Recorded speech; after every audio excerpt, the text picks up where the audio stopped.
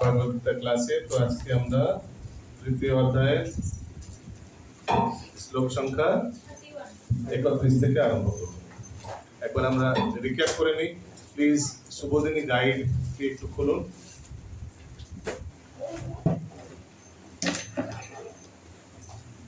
শুভদিনী গাইডে দেখুন page number কত আছে।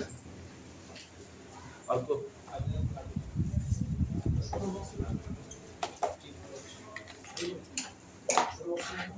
ছোট বক্সটা এটার জন্য লাগবে নাকি? না, এটা চালু করলে এটা না না ভাই ঠিক হয়ে ঠিক আছে, গেছে। ঠিক আছে, ঠিক হয়ে গেছে, ঠিক হয়ে গেছে। আমি খুলে দিচ্ছি। হরে কৃষ্ণ, হরে কৃষ্ণ। এই সাউন্ডটা কম আছে, একটু সাউন্ডটা ভালো আছে। হরে কৃষ্ণ, হরে কৃষ্ণ। একদম পারফেক্ট। ওটা খুলে দিচ্ছি। হরে কৃষ্ণ, হরে কৃষ্ণ হরে কৃষ্ণ হরে কৃষ্ণ, হরে কৃষ্ণ, কৃষ্ণ কৃষ্ণ হরে হরে, হরে রাম, রাম রাম হরে হরে। হ্যাঁ, ঠিক আছে। হরে কৃষ্ণ। তো এই শুভদিনী গাইডে আপনারা দেখতে পাচ্ছেন, ওকে, এসি চলছে তো?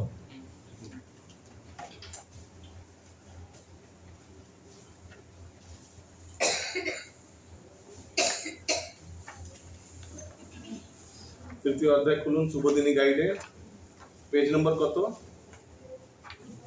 কর্মযোগ ছিল 54 নম্বর। হ্যাঁ, 54 নম্বর একবার রিভিশন করুন। এখন কি হয়েছে? এখানে বসুন, চেয়ার নিয়ে এখানে বসুন। আপনাদের সামনে বসুন, চেয়ার নিয়ে এখানে বসুন। একটা কাজ করুন, অন্য চেয়ারটা ওখানে রেখে দিন, বাবা বসতে পারবে।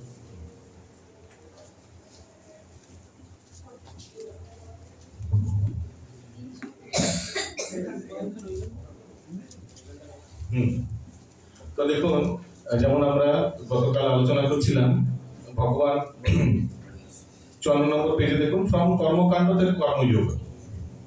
তো কর্মকাণ্ড থেকে কর্মযোগ কিভাবে হবে? যদি ফল ভগবানকে অর্পণ করা হয়।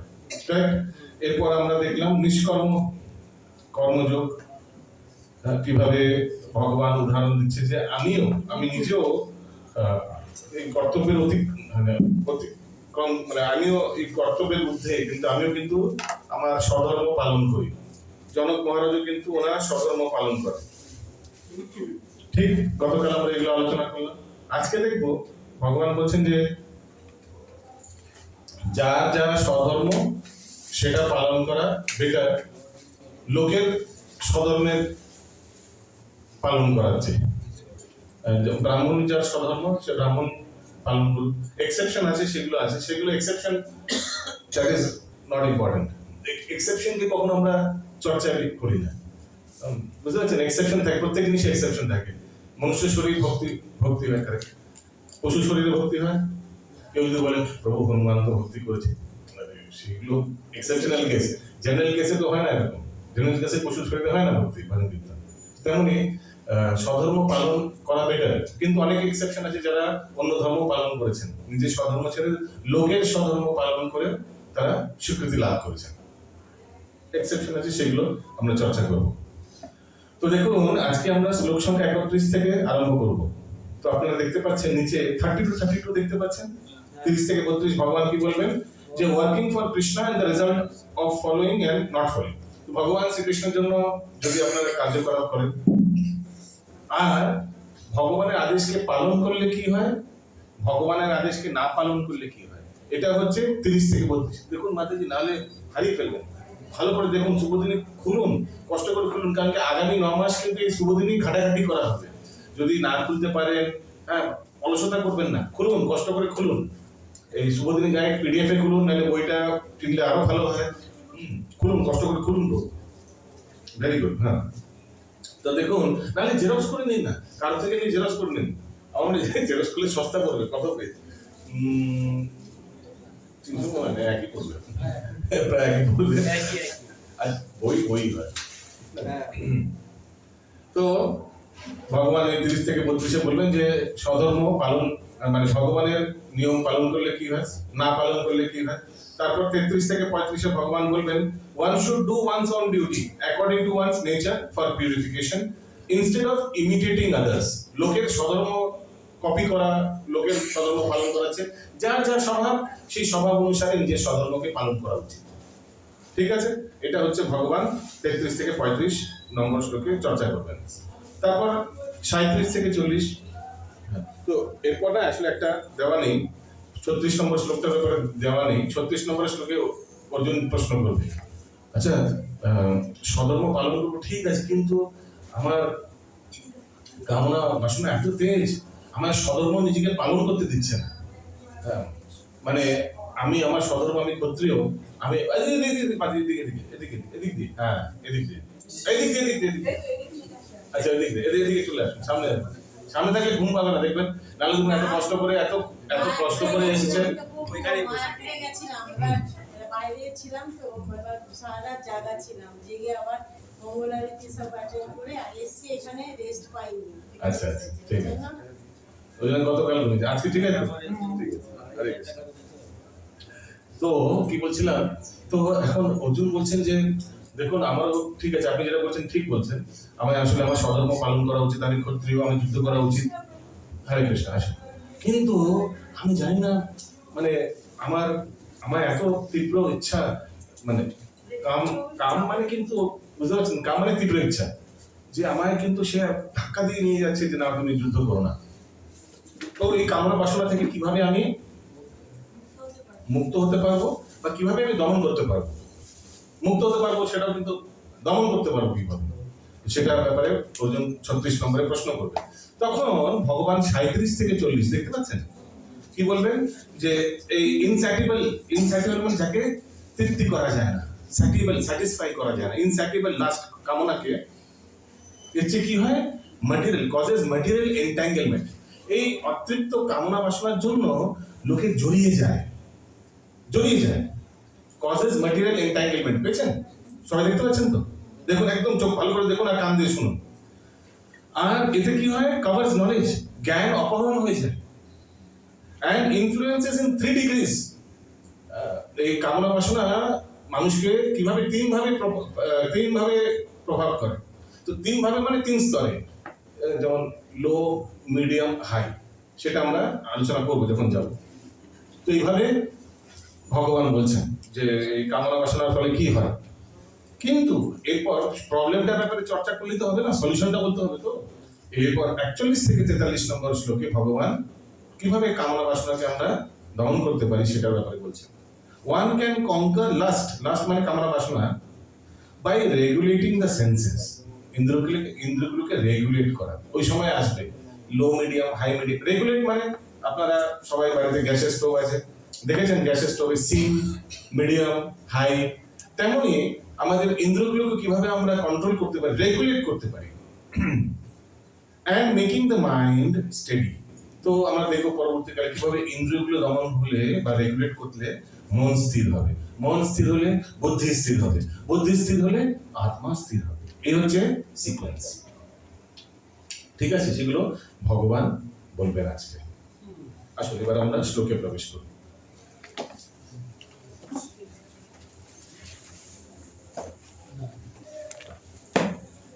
সবাই দয়া করে মোবাইল ফোন সাইলেন্ট মোডে করে দিন, যাতে কারোর শ্রবণে বাধা না আসে।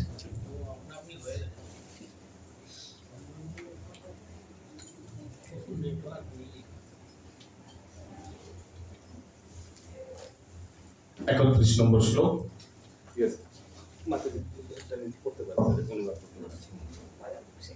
আচ্ছা, যার একজন পড়ুন, হ্যাঁ পড়ুন না। ওকে, ये मे मतम इदं नित्यं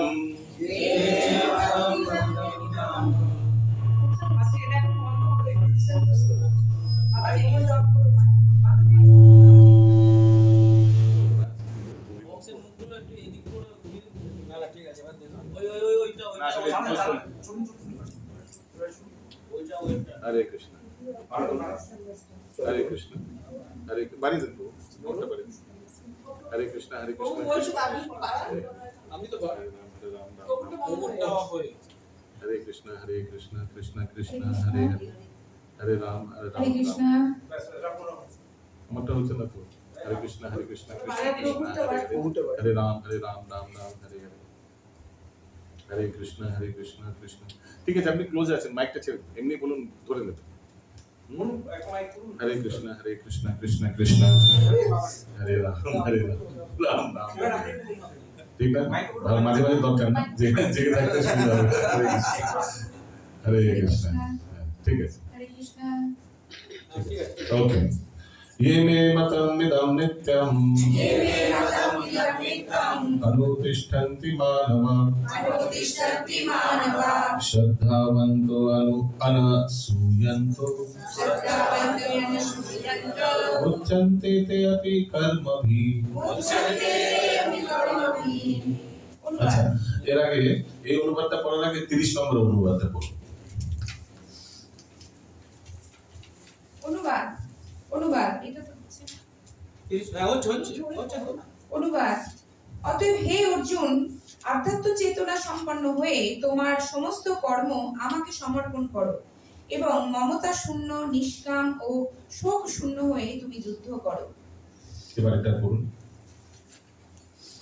আমার নির্দেশ অনুসারে যে সমস্ত মানুষ তাদের কর্তব্য কর্ম অনুষ্ঠান করেন এবং যারা শ্রদ্ধাবান ও মাৎসর্য রহিত হয়ে এই উপদেশ অনুসরণ করেন তারাও কর্মবন্ধন থেকে মুক্ত হন। তারা কর্মবন্ধন থেকে মুক্ত। তো যারা ভগবানের উপদেশ শোনে তারা কর্মবন্ধন থেকে মুক্ত হয়। আবার পরের শ্লোকে বলবে যারা আমার উপদেশ শোনে না। 32টাও পড়ুন অনুবাদ। কিন্তু যারা অসুয়া পূর্বক আমার এই উপদেশ পালন করে না তাদেরকে সমস্ত জ্ঞান থেকে বঞ্চিত, বিমূঢ় এবং পরমার্থ লাভের সকল প্রচেষ্টা থেকে ভ্রষ্ট বলে জানবে। ঠিক আছে, তো ভগবান বলে দিচ্ছেন যদি আমি যেভাবে বলছি সেভাবে করো, হ্যাঁ, তাহলে কি হবে? কর্মের ফল লাগবে না। কর্মের ফল যেমন আমি বলেছিলাম 3 প্রকারের কর্ম হতে পারে, পাপ কর্ম, পুণ্য কর্ম আর ভক্তি। পাপ কর্মের ফলে কি হয়? প্রায়শ্চিত্ত করতে হয়, নরকে গিয়ে বা এই জন্মে বা আগামী জন্মে প্রায়শ্চিত্ত করতে হবে। পুণ্য কর্মের ফলে কি হয়? স্বীকৃতি পাবেন। কখন? এই জন্ম পেতে পারেন, আগামী জন্ম পেতে পারেন, মাঝখানেও পেতে পারেন। মাঝখানে মানে স্বর্গে গিয়ে ভোগ করে আসতে পারেন, ঠিক না? আর ভক্তি করলে কি হবে? ভক্তি করলে ভক্তির ফল পাবেন, স্বীকৃতি পাবেন। তো ভক্তি কর্মের ফল আর পুণ্য কর্মের ফলের মধ্যে তফাৎ জানেন তো নিশ্চয়ই, তাই? ঠিক আছে, তো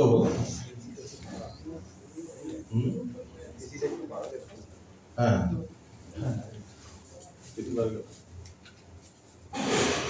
তো এবার 31 নম্বর শ্লোকে খুব একটি গুরুত্বপূর্ণ বিষয় তাৎপর্যের দেখুন। ভক্তিযোগ সাধন করার প্রাথমিক পর্যায়ে নিচের দিকে লাস্ট 5টা লাইনে ভক্তিযোগ সাধন করার প্রাথমিক পর্যায়ে কেউ হয়তো ভগবানের নির্দেশ ঠিকভাবে পালন নাও করতে পারে, ঠিক না? প্রথম হয়তো ক্লাস করছেন কিন্তু আমি সাহায্য করছেন, হতেই পারে এরকম, ঠিক না?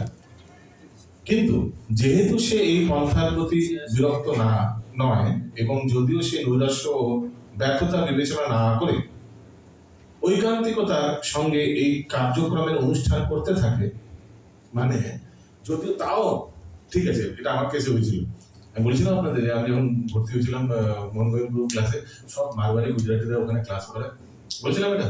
আর আমি হচ্ছে বাঙালি, ছোটবেলা থেকে হরে কৃষ্ণ, মাছ মাংস সবকিছু। তো আমার খুব অড লাগতো, মাঝে মাঝে ভাবতাম যে যাবো না, কারণ কি সব আলোচনায় সব সাধু লোক মানে সব মারবাড়ি, সব গুজরাটি তো জন্ম থেকেই নিরামিষ, কিন্তু নিজেকে ভাবতাম ক্লাস করতে যাবো না। তাও ভগবানের কেউ ভালো না থাক, টিকে থাকি। মোহনগঞ্জ খুব প্রেরণা দিতেন। তো একবার এমনও হয়েছিল, একবার আমাদের ফর্ম ফিল আপ করতে দিয়েছিল। তখন ভক্তি পরীক্ষা না, মাঝে মাঝে ফর্ম ফিল আপ হতো যে তোমার নাম কি, কমলা জব করো, কি খাচ্ছ, veg non veg, Jain food, এগুলো। তো ফর্মগুলো সব বন্ধুকে জমা দিতে হবে। তো আমি ভেজে টিক করে দিয়েছিলাম। নাহলে ভেজ খেতাম না, কিন্তু ভেজে টিক করে দিয়েছি। কারণ কি, নাহলে সবাই দেখবে, আরে এ কাছে আগে, ঠিক না? তো এরকম করে টিক করে দিয়েছিলাম, এখন জমা দিয়ে দিয়েছি। এরপর তো ফেসে গেছি। এরপর তো এবার যদি কোথাও কিছু খায়, দেখে কেউ, লজ্জার বিষয় হয়ে যাবে, ঠিক না? বাস, ভগবানের ওটা কিন্তু সাপে বর ফেলে নাকি একটা বলে না, হ্যাঁ, ভালো এলে এরপর কিন্তু আস্তে আস্তে বন্ধই হয়ে গেল ওই চাপে। তো আমি এটাই বলতে চাইছি, দেখুন এখানে কি লিখেছে,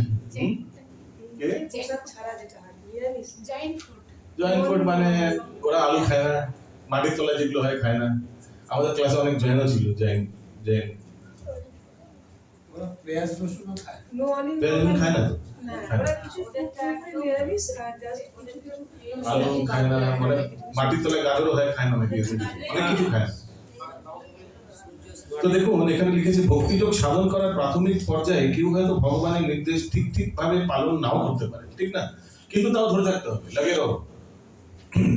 কিন্তু যেহেতু সেই পন্থার প্রতি বিরক্ত নয় এবং যদিও সে নৈরাশ্য ও ব্যর্থতা বিবেচনা না করে ঐকান্তিকতার সঙ্গে এই কার্যক্রমের অনুষ্ঠান করতে থাকে, তবে সে নিশ্চিতভাবে ধীরে ধীরে শুদ্ধ কৃষ্ণ ভাবনার পর্যায়ে অবশ্যই উন্নীত হবে, ঠিক না? তো ওই জন্য ধরে থাকতে হবে এরকম। মানে আমি জাস্ট আমার উদাহরণটা দিচ্ছি বোঝানোর জন্য, কিন্তু আপনাদেরও নিশ্চয়ই এরকম অভিজ্ঞতা হয়েছে যে প্রথম স্মোকিং ছাড়তে অসুবিধা হচ্ছে কারণ, হ্যাঁ, তাও ক্লাসে যাবো, ক্লাসে গেলে সবাই কেউ স্মোকিং করুন, কে স্মোকিং করছে, ঠিক না, এরকম বোঝা যায় না কেউ স্মোকিং করেছে, তো যাই হোক তাও সে আসছে। আমার এখন মনে আছে এক ভক্ত মানে কীর্তন অত ভালো পারতেন না, উচ্চারণ ভালো পারতেন না, তাও কীর্তনে যেহেতু খুব ওনার ইন্টারেস্ট ছিল, উনি ক্লাসে কিন্তু কীর্তন করতেন, মানে লিড করতেন, যদিও পারফেক্টলি হতো না, কিন্তু কারো ভালো লাগে না কীর্তন, খুব মন, কিন্তু ভালো গলা ছিল না, তাও কিন্তু করতেন, করতে আজকে তো খুব ভালো কীর্তন ধরে আছে, এভাবে ধরে রেখেছি জিনিসটা। তো কেন এই জিনিসটা বলা হয়েছে? এই জিনিসটা এই জন্যই বলা হয়েছে এই উদাহরণটা, কারণ কি ভগবান বলছে যদি আমার নির্দেশ অনুসারে সেই সমস্ত মানুষ তাদের কর্তব্য কর্ম অনুষ্ঠান করেন এবং শ্রদ্ধাবান ও মাশ্চর্য রহিত হয়ে এই উপদেশ অনুসরণ করেন, তারাও কর্মবন্ধন থেকে মুক্ত। যদি টিকে থাকেন, কেউ যদি টিকে থাকে তাহলে কিন্তু টিকেই যাবে। একটা কি বাংলায় কথা আছে না, যে সয় সেই রয়, আর যে নাশ হয় তার নাশ হয়, ঠিক না? টিকে থাকতে হয়, টুক করে টিকে থাকতে, যতই প্রবলেম হাওয়া ঝড় যা আসে কিন্তু টিকে থাকতে হয়। নৈরাশ্য মানে কি নিরাশ হওয়া? নৈরাশ্য কোথায় লেখা আছে? এই নৈরাশ্য ব্যর্থতা বিবেচনা না করে। হ্যাঁ, কোথায় একবার বলুন তো কোন জায়গাটা?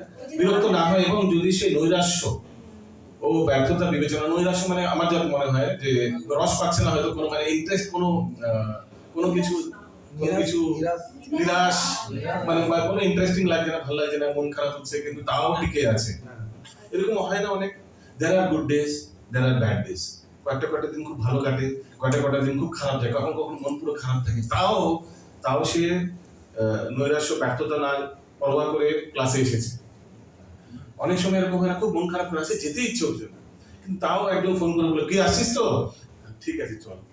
আসলাম, কিন্তু এসে দেখলাম এত মনটা ভালো গেল ভক্তের সঙ্গে, আর ভুলেই গেলাম কি প্রবলেম এরকম হয়েছে না অনেকবার। তো ওই জন্য ভগবান বলছেন যে তাও বাস জাস্ট আমার বিধি নিষেধ গুলো পালন করো, আমার যে বক্তব্য, আমার যা আমি তত্ত্ব দিয়েছি সেগুলোকে পালন করো। এবার যারা না পালন করে কি হয়, অনুবাদটি আরেকবার করুন। কিন্তু যারা অসূয়াপূর্বক আমার এই উপদেশ পালন করে আচ্ছা, অসূয়াপূর্বককে ইংরাজি হ্যাঁ, কারণ কি, কেন আরে হাম কিউ শুনেঙ্গা বাত, এই জিনিসটা মাথায় আসতে পারে যে ভগবান বলবে আমি শুনবো, মানে ভগবানকে এত শ্রদ্ধা নেই তো যে উনি যা বলবেন সেটাই পারফেক্ট, হ্যাঁ, কিন্তু কেন আমি কারোর কথা কেন শুনবো, এই জিনিসটা। তো ওই জন্য মানে উইদাউট এনভিয়াসনেস, কারণ লোকের সবাই নিজের একটা অহংকার থাকে, আমি কেন ভাই তোমার হাম কিউ শুনে, ঠিক এটাই। ওই জন্য কিন্তু যারা অসূয়াপূর্বক আমার এই উপদেশ পালন করে না, তাদেরকে সমস্ত জ্ঞান থেকে বঞ্চিত, বিমূঢ় এবং পরমার্থ লাভের সকল প্রচেষ্টা থেকে ভ্রষ্ট বলে জানবে। ভগবান তখন কিন্তু ওদের জন্য প্রকাশ, নাহং প্রকাশ সর্বস্য, হ্যাঁ, সবার জন্য কিন্তু সবকিছু খুলে, দরজা খুলে পুরো একদম কৃষ্ণ তত্ত্ব সে পড়তেও পারে, সে হয়তো কিন্তু উপলব্ধি করতে পারবে না, শোনা একটা, উপলব্ধি করে আরেকটা, ঠিক না? কৃষ্ণ ভাবনাময় না হওয়ার ক্ষতি সম্পর্কে এখানে উল্লেখ করা হয়েছে। কর্মক্ষেত্রে সর্বোচ্চ কর্মকর্তার নির্দেশ মানতে অবাধ্যতা করলে যেমন শাস্তি হয়, তেমনি পরম পুরুষোত্তম ভগবানের নির্দেশ অমান্য করলেও নিশ্চয়ই শাস্তি আছে। অমান্যকারী লোক, তা সে যতই উচ্চ স্তরের হোক, তার কাণ্ডজ্ঞানহীন বুদ্ধি বিবেচনার জন্য তার নিজের স্বরূপ সম্পর্কে, এমনকি পরব্রহ্ম, পরমাত্মা ও পরম পুরুষোত্তম ভগবানের স্বরূপ সম্পর্কেও সে অজ্ঞ। তো যতই বড় লোক, যতই ভাবুন না, বড় সায়েন্টিস্ট, কত বড় নাসা বাসে কত সায়েন্টিস্ট আছে, কত, কিন্তু ভাবুন তাদের নেক্সট জন্মে কি হবে, ঠিক না? কত বড় বড় পদে আছে, মানে কত মান সম্মান, টাকা পয়সার কোনো অভাব নেই, কিন্তু দুর্ভাগ্যবশত নেক্সট টাইম এই মৃত্যু তো হবে, মৃত্যু অনিবার্য, যাকে নিবারণ করা যায় না, কিন্তু জাস্ট মরার পর তবে কি হবে, কি শরীর নিয়ে জন্ম, ঠিক না? তখন কেউ যদি দেখে এই বাবা এই হয়ে গেল, কি ছিল মানে, হ্যাঁ क्या से क्या हो गया, হরে কৃষ্ণ, क्या से क्या हो गया, ঠিক না? কিন্তু ভক্তের হামেশা সবসময় ভক্তের মঙ্গলময় ফিউচার, এর মধ্যে কোনো সন্দেহ নেই। সুতরাং তার জীবনের পূর্ণতা লাভের কোনোই আশা নেই, পূর্ণতা লাভের যত বড় বড় বড় বড় ডিগ্রি যতই হোক, কিন্তু মৃত্যুর পর তো কোনো একটা নিম্ন শরীর ধারণ করবে। তো ভগবান এটাই বলছেন, সতর্ক করে দিচ্ছেন। 33 নম্বর শ্লোক, ইন্দ্রিয়ার্থে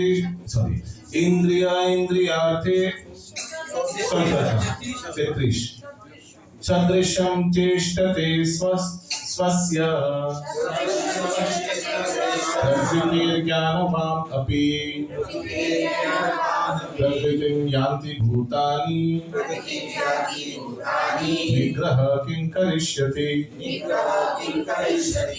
Yes, Natalie. অনুবাদ, জ্ঞানবান ব্যক্তিও তার স্বভাব অনুসারে কার্য করেন, কারণ প্রত্যেকেই ত্রিগুণজাত তার স্বীয় স্বভাবকে অনুগমন করেন। সুতরাং নিগ্রহ করে কি লাভ হবে? নিগ্রহ করে না কাজটা করে কি লাভ হবে?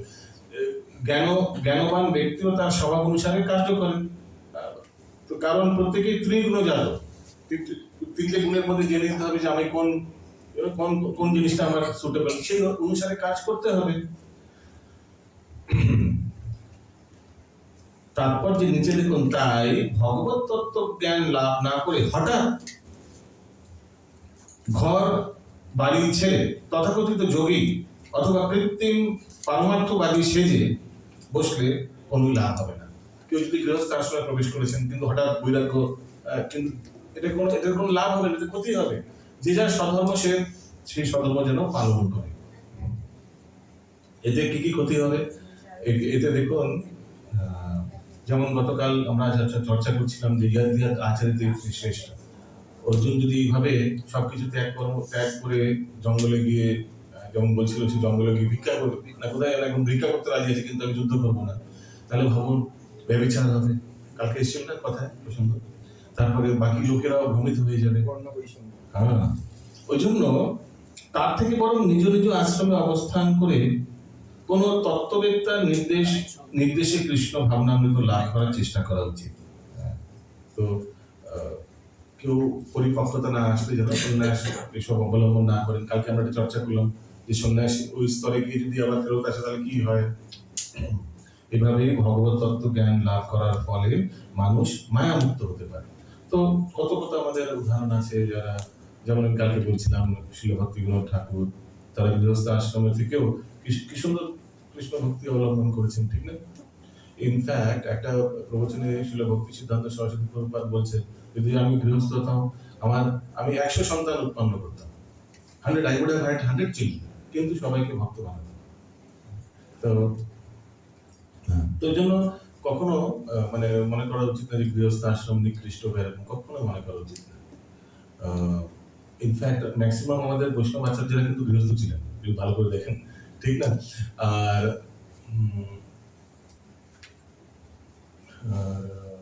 শিল প্রভুপাদ নিজেও গৃহস্থ ছিলেন। নেক্সট শ্লোকে আসুন, 34 নম্বর শ্লোক। দেখুন, এইভাবে ভগবান সুন্দরভাবে একটু একটু করে অর্জুনকে পথে নিয়ে আসছে। অন্তত এখন অর্জুন বলবেন, ঠিক আছে আমি যুদ্ধ করতে চাই, কিন্তু আমার সামথিং ইজ পুলিং মি, কিছু আটকাচ্ছে, সেটাকে কিভাবে আমি কন্ট্রোল করবো।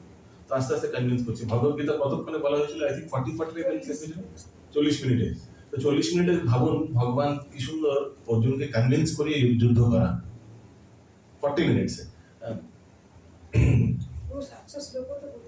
700 শ্লোকও বলেছিলেন। আমাদের তাও গীতা পাঠ করতে কতক্ষণ, 2 ঘন্টা 3 ঘন্টা লেগেই যায় গীতা জয়ন্তীতে। ফুল স্পিডে বলা হয়েছিল মনে হয়। প্লাস ওই ওনাদের 40 মিনিট আর আমাদের 40 মিনিটের মধ্যে তো অন্তর আছে, নাকি? ওকে, আমাদের দেবতাদের 6 মাস, আমাদের একদিন, এরকম কিছু না? আমাদের দেবতাদের 1 বছর, আমাদের একদিন। আমাদের 1 বছর, দেবতাদের একদিন। তাহলে একটু ক্যালকুলেট বাড়িতে হোমওয়ার্ক। তাহলে আমাদের 40 মিনিট না, আমাদের ক ঘন্টা লাগে? 2 ঘন্টা না 3 ঘন্টা লাগে? 2.5 ঘন্টায় ধরলাম, আমাদের 2.5 ঘন্টা, দেবতাদের কত? তাহলে হয়তো ওই আসতে পারে, হয়তো 40-45 মিনিট আসতে পারে। কারণ কি গুগলে দেখবেন, আমি যদি দেখি গুগলে ভগবান কত সময় লিখেছিল ভগবত গীতা বলতে, ওটা 45 মিনিটস 40 মিনিটস দেখায় কিন্তু গুগলে। ভগবান এই জ্ঞান 40 মিনিটে দিয়ে দিয়েছে। ওকে, শ্লোকা নাম্বার ইন্দ্রিয়াসেন্দ্রিয়াস্যার্থে রাগদ্বেষৌ ব্যবস্থিতৌ তয়োর্ন বশম আগচ্ছেৎ তৌ হি অস্য পরিপন্থিনৌ। Yes, Mataji. অনুবাদ। সমস্ত জীবই ইন্দ্রিয়গ্রাহ্য বস্তুতে আসক্তি অথবা বিরক্তি অনুভব করে, কিন্তু এভাবে ইন্দ্রিয় ও ইন্দ্রিয়ের বিষয়ের বশীভূত হওয়া উচিত নয়, কারণ তা পারমার্থিক প্রগতির পথে প্রতিবন্ধক।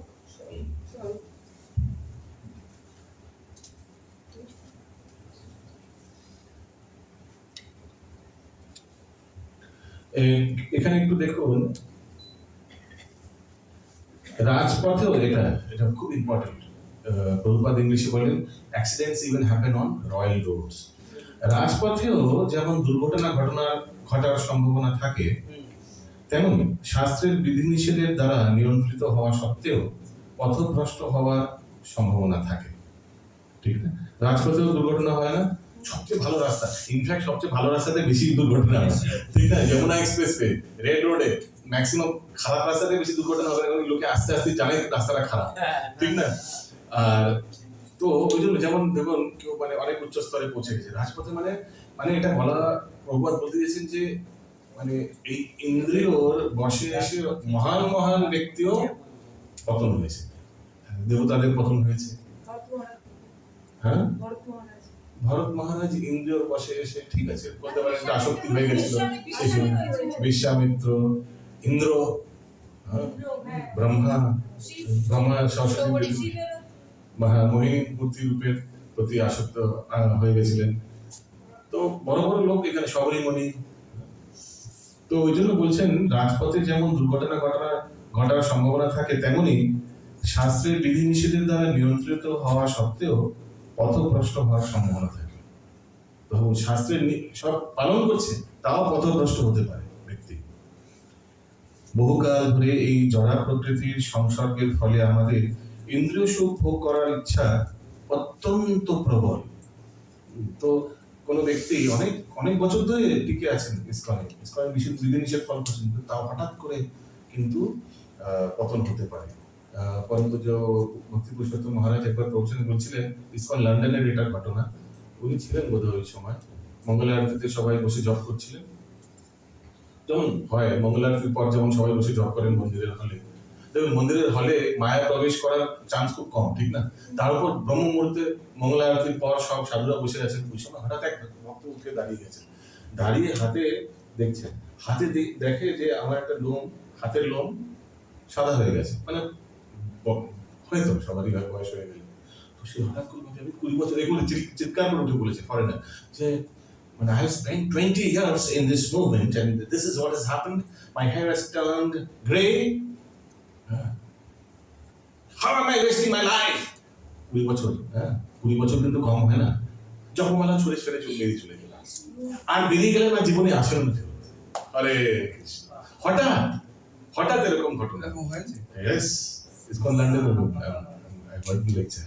So my point is, ওই এখানে দেখুন সেটা কি বলছেন ভগবান, যে রাজপথে যেমন দুর্ঘটনা ঘটনার সম্ভাবনা থাকে, তেমনি শাস্ত্রের বিধিনিষেধের দ্বারা নিয়ন্ত্রিত হওয়া সত্ত্বেও পথভ্রষ্ট হওয়ার সম্ভাবনা থাকে বহুকাল ধরে। এইবার মনে রাখবেন কেন এরকম হতে পারে, কারণ কি বহুকাল ধরে এই জড়া প্রকৃতি, দেখুন ইসকনের সংস্পর্শে 20 বছর এসেছেন, কিন্তু কত বছর মায়ার সংস্পর্শে ছিলেন সেটা ভুলবে কোথায়। তো বহুকাল ধরে এই জড়া প্রকৃতির সংসর্গের ফলে আমাদের ইন্দ্রিয় সুখ ভোগের কথার করবার ইচ্ছা অত্যন্ত প্রবল, তাই নিয়ন্ত্রিত ইন্দ্রিয় সুখ ভোগ করলেও প্রতি পদক্ষেপে অধঃপতিত হওয়ার সম্ভাবনা থাকে। তাই নিয়ন্ত্রিত ইন্দ্রিয় উপভোগের আসক্তিও সর্বতভাবে বর্জনীয়। নিয়ন্ত্রিত ইন্দ্রিয় ভোগের, ঠিক আছে, আমি একবারে ছাড়বো না, মাঝে মাঝে সপ্তাহে একদিন আমি ননভেজ খাবো, এরকম কিছু নিয়ন্ত্রণ না, পুরো একদম। কারণ কি, সে আবার মনে করিয়ে দেবে, ঠিক আছে আজকে খাও, কেউ দেখছে না, কোনো ইসকনের ভক্ত আশেপাশে নেই, অনেক কিছু এইভাবে মনকে ভ্রষ্ট করবে। মন সবসময় আমাদেরকে বোকা বানানোর চেষ্টা করবে। একবার আমি প্রশ্ন করেছিলাম এক ভক্তকে, সিনিয়র ডিভোটিকে, যে কারা সৌভাগ্যবান, যারা এই জীবনে, ধরুন ফর এক্সাম্পল 4 নিয়ম জন্মগত পালন করছে, না যারা পরবর্তীকালে ইসকনে এসে 4 নিয়ম পালন করছে? আপনাদের কি মত? পরবর্তীকালে যারা এসে কৃষ্ণ ভক্ত তারা বেশি ভাগ্যবান। আর যারা মানে কারা, মানে লজিক্যালি বোঝাতে হবে, কিন্তু মানে প্রশ্নটা আমি একদম ভালো করে বলছি, কারা বেশি ভালো পজিশনে আছে, যারা ধরুন যেমন আমি বলছিলাম মারওয়ারি গুজরাটিরা তো জন্মগতই ভেজিটেরিয়ান, ঠিক না? তো তারা তাদের এইসব ইন্দ্রিয়গুলোকে ভালো করে সংযম করতে পারে না, যেমন বাঙালি মানুষ ম্যাক্সিমাম ননভেজ পরিবারে জন্মগ্রহণ করে, ঠিক না? অধিকাংশ তো ননভেজ পরিবারে, কিন্তু পরবর্তীকালে ইসকনে এসে এগুলো ত্যাগ করছে।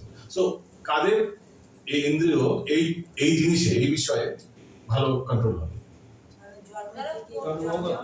জন্মগত, যারা পরবর্তীকালে। আচ্ছা, কেন না?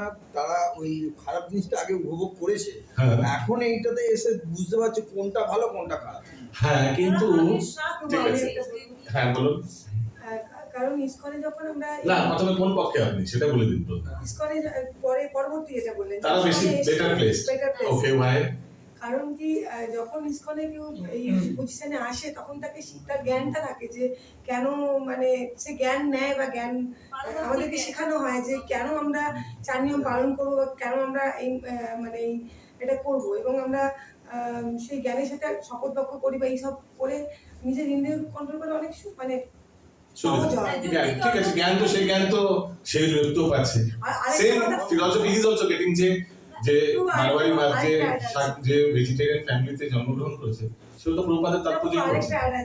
তার সাথে ওটা প্রসাদ হয়ে যাচ্ছে। ভগবান ইসকনে শুধু ননভেজ খাচ্ছে না, ওটা ভগবানের মানে ভেজ খাচ্ছে না, প্রসাদ খাচ্ছে, ভগবানের প্রসাদ খাচ্ছে, তাই জন্য সেটা উনিও প্রসাদ পাচ্ছে।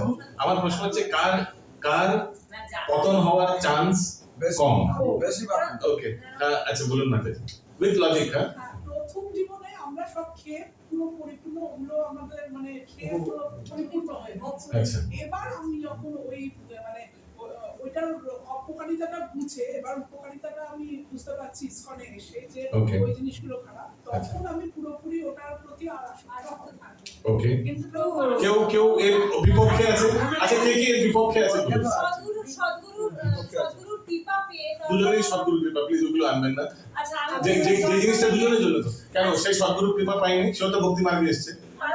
আমাদের নিরামিষ, সেটাই আমি মনে করি সেটাই ভালো। অনেকে কিন্তু এটাই উত্তর দিয়েছিল।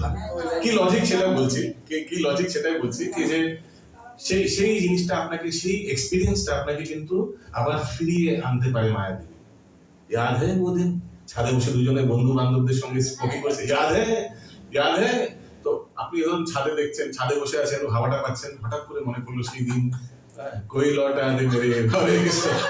এগুলো কিন্তু আমি কিন্তু আশ্চর্যজনক জিনিস বলছি না, এরকম হয় ভক্তদের, হয়। So there is a chance, কারণ কি আপনার সেই এক্সপেরিয়েন্স গুলো কিন্তু মাইন্ডে কোনায় লুকিয়ে আছে।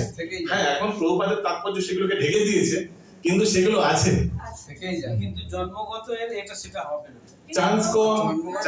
আমি তো জন্ম থেকে মাংস খাই না, মাংস দেখলে ঘৃণা লাগে, যদি রাস্তার সাথে থাকে না, আমি বাইপাস দিয়ে যাব না, আপনি যেটা চর্চা আছে সেটা চর্চার বিষয় থাকুন। আর মানে কি আমার ওটা ঘৃণা লাগে বলে আমি ওটা কোনোদিনই হ্যাঁ, তো এটা এই জিনিসটা অনেকে উত্তর দিয়েছে। আমাদের জন্ম থেকে, এটা তো জন্ম থেকে বলে দিই। জন্মগত যারা, তারা তো কিছু স্বীকৃতি নিয়েই এসেছে। হ্যাঁ, স্বীকৃতি বেশি, তো তাদের প্রতি স্বীকৃতি বেশি, ওই জন্য সুচিনাম শ্রীমতাম গেহে, ওই জন্য তো এরকম পরিবারে জন্মগ্রহণ করেছে। Very good point. এই জন্য এরকম পরিবারে জন্মগ্রহণ করেছে যেখানে এইসব চলে না। ভেরি গুড পয়েন্ট, ভগবান তো সুযোগ দিচ্ছে। Very good point. ওকে, এবার 35 নম্বর শ্লোকে আসুন। 36 श्रेयान् स्वधर्मो विगुणा परधर्मात् स्वनुष्ठितात् स्वधर्मे निधनां श्रेय परधर्मो भयावह। অনুবাদ স্বধর্মের অনুষ্ঠান দোষযুক্ত হলেও উত্তম রূপে অনুষ্ঠিত পরধর্ম থেকে উৎকৃষ্ট। স্বধর্ম সাধনে যদি মৃত্যু হয় তাও মঙ্গলজনক, কিন্তু অন্যের ধর্মের অনুষ্ঠান করা বিপজ্জনক। যেমন অর্জুন যদি এখন সাধু হয়ে বিরক্ত হয়ে সবকিছু ছেড়ে চলে যায়, তাহলে কিন্তু তার অমঙ্গলজনক কিন্তু পরিণতি। এটা আগেও বলা হয়েছে, অবশ্য অর্জুন অনেকবার বলা হয়েছে এই জিনিসটা। তো স্বধর্ম অনুষ্ঠান দোষযুক্ত হলেও উত্তম রূপে অনুষ্ঠিত পরধর্ম থেকে উৎকৃষ্ট। ওই জন্য ধরুন কি উদাহরণ দেবো, হ্যাঁ ধরুন আমাদের মন্দিরের পূজারীরা সব সেবা টেবা করছে, হয়তো পূজারীদের কি উদাহরণ দেবো, একটা কোনো পূজারীকে হয়তো দেখছেন না না এটা উদাহরণ ঠিক হবে না, হাউ টু সে, মানে হ্যাঁ ঠিক আছে, প্রভুপাদ নিজে উদাহরণ দিচ্ছে সেটাই বলছে। যেমন দেখুন স্বধর্ম আচরণ করতে গিয়ে দেখুন মাঝখানে দেখুন, ক্ষত্রিয় যদি মৃত্যুবরণ করতে হয় তাও ভালো, কিন্তু ব্রাহ্মণকে অনুকরণ করে অহিংসার আচরণ করা উচিত নয়। পেয়েছেন মাঝখানে? কিন্তু এবার একটা এক্সেপশন আছে। তো পরধর্মে অন্য ধর্মের মানে অন্য স্বভাব বা অন্য গুণ সেই কাজগুলি করা উচিত না, কিন্তু কেউ যদি কৃষ্ণ ভক্তিতে আসে সে কিন্তু জ্যাক অফ অল ট্রেডস, তার জন্য কিন্তু কোনো রেস্ট্রিকশন নেই। প্রভুপাদ যদি দেখা যায় বিজনেসম্যান ফ্যামিলি বৈশ্য পরিবারে জন্মগ্রহণ করছে, কিন্তু পরবর্তীকালে কৃষ্ণ ভক্তিতে প্রথম থেকেই জন্মগতই ছিলেন উনি, কিন্তু উনি ব্রাহ্মণের কাজও করেছেন, ক্ষত্রিয়ের কাজও করেছেন। ক্ষত্রিয়ের কাজ করেননি, ইসকনের জুহু ল্যান্ডের জন্য, হরে কৃষ্ণ কথা বলবেন না, জুহু ল্যান্ডের জন্য ফাইট করেননি, কোর্ট কেস করেননি, কতদিন চলেছে, মিস্টার এন এর সঙ্গে ঝামেলা কতদিন চলেছে, করেছেন না? আবার উনি ব্রাহ্মণের কাজও করেননি, উনি পুরোহিতের কাজ করেননি, উনি তো ভক্তদের বিবাহ দিয়েছেন, গৃহস্থ ভক্তদের মানে নিজে বিবাহ দিয়েছেন, পণ্ডিতের কাজ করেছেন। কর্মকাণ্ড কি বলতে পারবেন, কিন্তু না কর্মকাণ্ড না, ভক্তদের বিয়ে দিয়েছে, ঠিক না? তো বৈশ্য জাতির কাজ করেনি, উনি কৃষি সুরক্ষা, বাণিজ্য, গোশালা নির্মাণ, ফার্ম কমিউনিটি সেন্টার এগুলো নির্মাণ ওনার আন্ডারে হয়নি, হয়েছে। তো যদি কেউ কৃষ্ণ ভক্তিতে আসে সে কিন্তু এই স্বভাবগত জিনিস সবকিছু, কারণ ওই জন্য ভক্তরা তো অনেক কিছু করে, ভক্তরা ডোনেশন কালেকশন করে না, অ্যাকাউন্টস হিসাব রাখে, ভক্তরা বুক ডিস্ট্রিবিউশন করে, বিক্রি জিনিস বই বিক্রি করে, ভক্তরা পানিহাটি মন্দিরে একবার রাধাপাদ প্রভু আমার সঙ্গে এমনি প্রবচনের কথা হচ্ছিল, আমার কি খারাপ লাগে, মানে এত মানে এই কোর্ট কেস, কিন্তু তাও কোর্টে যেতে হয়, কোর্টে গিয়ে অ্যাটেন্ডেন্স দিতে হয়, মামলা মোকদ্দমা। ভাবুন কোনো যদি ইসকনের ভক্ত সাধু গেরুয়া সন্ন্যাসী আপনি কোর্টে দেখছেন, কি লজ্জার বিষয়, তার কি অবস্থা ভাবুন। হ্যাঁ লোকে ভাবে জরুর কোচ গন্ডগোল হয়েছে হয়তো, হ্যাঁ সাধু লোক তো এসেই হতে হয়, লোকেদের দেখে এটাই মানে মাথা, কিন্তু উনি এটাও কিন্তু that is also devotional service. ISKCON ল্যান্ডের জন্য উনি গিয়ে কোর্টে গিয়ে লড়ছেন, ল্যান্ডটাকে প্রোটেক্ট করার জন্য। জানেন তো ইসকন পানিহাটির পাশে যে জমিটা সেটা নিয়ে অনেক বছর ধরে চলছে। গুরুদেবের আজ্ঞা পেয়ে 2011-তে গুরু মহারাজ দুজনকে পাঠিয়েছিলেন, রাধাপাদ প্রভু আর শুক্লাম্বর ব্রহ্মচারী। একজন সিভিল ইঞ্জিনিয়ার, পুরো ফ্যামিলি ডক্টর সব আমেরিকায় আছে, আরেকজন Hindustan aeronautics limited helicopter engineer Shuklambar Brahmachari, দুজনকে পাঠিয়েছিলেন। কিন্তু এসে এখানে এই ল্যান্ড কেস ঝামেলার মধ্যে পড়ে যেতে হয়েছে সবকিছু। তো ক্ষত্রিয় ধর্ম পালন করার জন্য এগুলোর জন্য ফাইট করতে হয়েছে। কি করতে হয়েছে সেটা আমরা ভালো করে চোখের সামনে দেখেছি, যে কিভাবে লোকে ওনাদের আক্রমণ করেছেন। আর এখন রেকর্ডের চ্যানেলে বলতে যাবো না। তো মাই পয়েন্ট ইজ, আমি যেটা বোঝাতে চাইছি, এক ভক্ত এখানে বলছেন প্রভুপাদ তাৎপর্যে, ভক্তের জন্য কিন্তু এগুলোর কোনো রেস্ট্রিকশন নেই যে নিজের স্বধর্মই পালন করবো না, আমার স্বধর্ম এটা করতে আমি শুধু এটাই করবো, নো। ভক্ত কিন্তু ইন্টারমিনেল করতে পারে সেবা হিসেবে, কিন্তু তাও লিডার, এখানে একটা খুব ইম্পর্টেন্ট জিনিস, লিডার কিন্তু সে দেখে বুঝে নেয় কার কি স্বভাব, আর সেই স্বভাব অনুযায়ী কিন্তু তাকে সেবাগুলি প্রদান করে। ফর এক্সাম্পল ধরুন এখন বুক ডিস্ট্রিবিউশন হবে, আমরা সবাই 5 জন আজকে, যেমন আমরা করি 5-6 জন, আজকে আমরা 6 জন যাবো সবাই হাওড়ায় বুক ডিস্ট্রিবিউশন করতে, ঠিক আছে? তো ভোগ ডিস্ট্রিবিউশন করতে 3 জন লাগবে যারা সবাইকে বই টই দেবে, এক দুজন লাগবে যারা বই টইগুলো নিয়ে আসবে, বারবার একটা কোথাও রাখা আছে বইটা মন্দির থেকে ট্যাক্সি করে নিয়ে আসবে, আরো লাগবে শোনো আরো 15টা হিন্দি লাগবে, তাড়াতাড়ি নিয়ে আসো। সে কিনে এই জন্য একটা দৌড়চাপের জন্য লোক লাগে, একটাও লোক লাগে যে চুপচাপ চেয়ারে বসে কটা বিক্রি হচ্ছে হিসাব, কটা এসছে, কটা ফেরত যাবে, লাগবে না। তো সাধারণত যে খুব রজগুণী, খুব একদম মানে রজগুণী মানে এখানে কিন্তু এই রজগুণটাও কিন্তু মানে ভগবানের সেবায় লাগাতে হবে, যে লিডার সে জানে এনারা কিন্তু খুব মানে ভালো করে প্রচার করতে পারবে, ভালো করে তারা আগে পাঠিয়ে তারা বুক ডিস্ট্রিবিউশন করবে। ইনি খুব সাধু, ইনি ব্রাহ্মণী গুণ আছেন। তো এনাকে কি করবো, বসিয়ে এক জায়গায় টেবিলে বসিয়ে সবকিছু কোথাও অবজার্ভ করো, কারণ কি একজনকে রাখতে হয়, এত হাই ক্রাউড এরিয়া, কোথায় কখন পাট করে ব্যাগ থেকে বই উঠিয়ে নিয়ে চলে যায় এই করে। তারপরে আমরা দেখেছি একটা আমাদের ভিডিও চালাই আমরা, প্রতিটি ভগবদ্গীতার সঙ্গে একটি ক্যালেন্ডার বিনামূল্যে শুনলে লোকে হাই কোথায় বিনামূল্যে, দৌড় দিয়ে আসো, কোথায় যাও, কি বিনামূল্যে দাও, ভগবদ্গীতার বিনামূল্যে দাও, ঠিক না? তো আবার কেউ নিয়ে চলে যায় বিনামূল্যে, আরে গীতা বিনামূল্যে না, গীতা নিলে ক্যালেন্ডার বিনামূল্যে। কিন্তু এসব কতবার আমাদের টেবিল থেকে উঠে চলে গেছে, ভাবছি বিনামূল্যে আমরা সব ডিস্ট্রিবিউট করছি। তাকে তো এইসব অবজার্ভারের জন্য একটা লোককে রাখতে হবে, ঠিক না? তো সেই লিডার জানে কে কার ওই অ্যাকাউন্টেবিলিটি গুণ আছে, অ্যাকাউন্টস কার বৈশ্য গুণ, কার ক্ষত্রিয়ের গুণ, কোনো ঝামেলা হলে কাকে পাঠাবো, ঠিক না? এগুলো না, ঠিক না? ঠিক তেমন কার ব্রাহ্মণের গুণ। তো that is also very important. এবার ওই জন্য দেখুন লিখছেন যে স্বধর্ম আচরণ করতে গিয়ে ক্ষত্রিয়কে যদি মৃত্যুকরণ করতে হয় তাও ভালো, কিন্তু ব্রাহ্মণকে অনুকরণ করে অহিংসার আচরণ করা উচিত নয়। এবার দেখুন এর এক্সেপশন, তবে দেখতে পাচ্ছেন, তবে মানুষ যখন জড়গুণের প্রভাব মুক্ত হয়ে সম্পূর্ণভাবে কৃষ্ণ চেতনা লাভ করেন তখন তিনি যে কোনো রকম আচরণ করতে পারেন, কিন্তু তার সেই সমস্ত কর্ম অনুষ্ঠিত হয় সৎগুরুর নির্দেশ অনুসারে। ফট করে সে নিজে যেন ভেবে না বলে আমি সেবাটা করবো, এটা আমার ইচ্ছে না, কিন্তু ওটা ওনার করা উচিত কিনা সেটা কিন্তু ওনার অ্যাডমিনিস্ট্রেটর বলতে পারবে, যিনি ওনাকে অনেক দিন ধরে দেখছেন, যার তত্ত্বাবধানে ওনার ভক্তি মানে হচ্ছে, তো সে জানে কিন্তু আগে এখানে পাঠানো উচিত না। ব্যক্তি রজগুণী, লাইফ মেম্বার ডোনারের কাছে পাঠাবো, বড় ডোনার, ওখানে গিয়ে হয়তো রাগের চোটে কিছু একটা বলে বসবে, কারো হয় না কর্কশ বাণী, খুব কর্কশ, লোকটা ভালো কিন্তু মানে প্রেজেন্টেশন ইজ ভেরি কর্কশ। কারণ আপনি যদি কোনো একটা লাইফ মেম্বার ডোনারের কাছে পাঠাচ্ছেন, কাকে পাঠাবেন? যার স্বভাব স্নিগ্ধ, ঠিক না, ওনাকে পাঠাবেন যে প্রেজেন্টেবল। তো ওই জন্য কিন্তু না প্রভু আজকে আমি যাবো না, ভাই তুমি যেও না।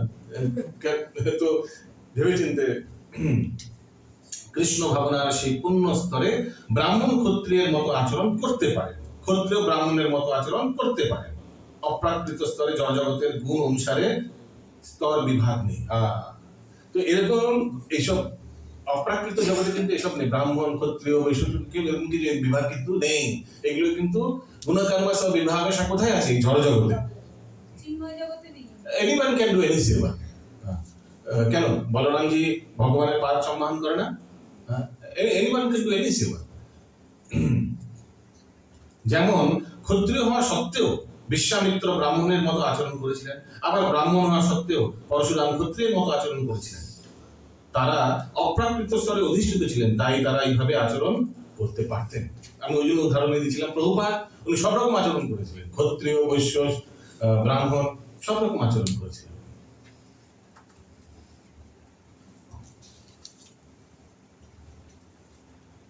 এবার অর্জুনের একটা প্রশ্ন এসছে, শ্লোকা নাম্বার 36।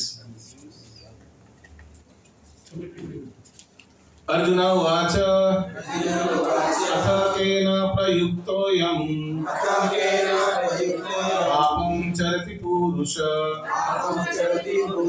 अनिच्छन्नपि वार्ष्णेय बलाद् इव नियोजितः। बलाद् ফোর্সফুলি আমায় কিছু করতে বাধ্য করে দেয় আমার ইন্দ্রিয়। অনুবাদ অর্জুন বললেন, হে বার্ষ্ণেয় মানে বৃষ্টি বংশের মানুষ কার দ্বারা চালিত হয়ে অনিচ্ছা সত্ত্বেও যেন বলপূর্বক নিয়োজিত হয়েই পাপ আচরণে প্রবৃত্ত হয়। ঠিক আছে, এটা হচ্ছে অর্জুনের প্রশ্ন। জাস্ট একটা সেন্টেন্স পড়ুন, সেকেন্ড সেন্টেন্সটা, কিন্তু যে যখন পড়ুন। কিন্তু সে যখন জড়জগতের সংস্পর্শে আসে তখন সে বিনা দ্বিধায় ইচ্ছাকৃতভাবে ও অনিচ্ছাকৃতভাবে নানা রকম পাপ কার্যে লিপ্ত হয়।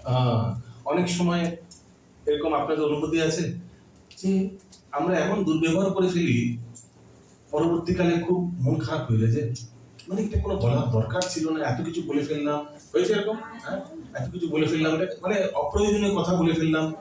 হ্যাঁ, তো ওটাই কিন্তু ওই জন্য না ইচ্ছাকৃত কিন্তু অনেক পাপ কর্ম হয়েই যায়।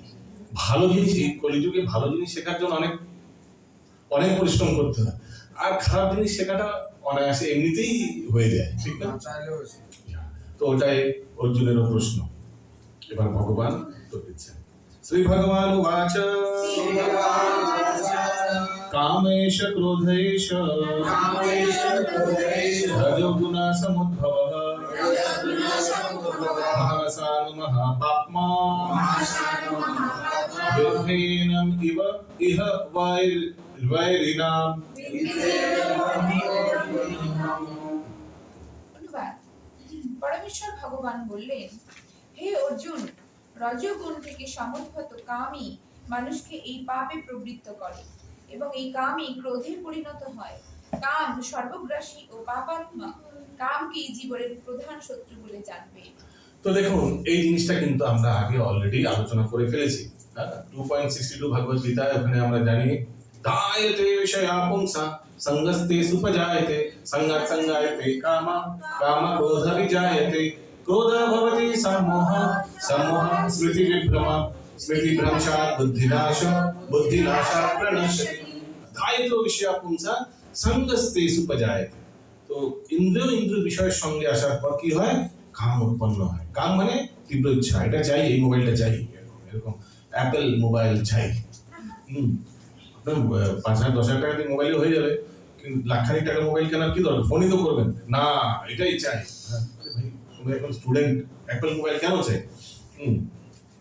তো ওই কামের জন্য কি হয়? কাম কখন ক্রোধে পরিণত হয়? যখন সেটা আপনি পাচ্ছেন না, যখন কেউ বাধার সৃষ্টি করে, তখনই ক্রোধ। কেন? ওটা চাই, কেন তুমি আটকালে? ওটা চাই, এখনই চাই। আরে এখন না দিলেও তো হবে না, এখনই চাই। তো এবার তো এগুলো অলরেডি আমরা আলোচনা করেছি। এবার ওই জন্য তাই রজগুণের প্রভাব কি দেখুন। এবার প্রথম প্যারাগ্রাফের এই 4 লাইন নিচের থেকে, হ্যাঁ, তাই রজগুণের প্রভাবকে তমগুণে অধঃপতিত না হতে দিয়ে যদি ধর্মাচরণ করার মাধ্যমে তাকে সত্যগুণে উন্নীত করা যায়, তাহলে আমরা পারমার্থিক অনুশীলনের মাধ্যমে ক্রোধ আদি ষড়রিপুর হাত থেকে রক্ষা পেতে পারি। এটা প্রভুপাদ আগে থেকেই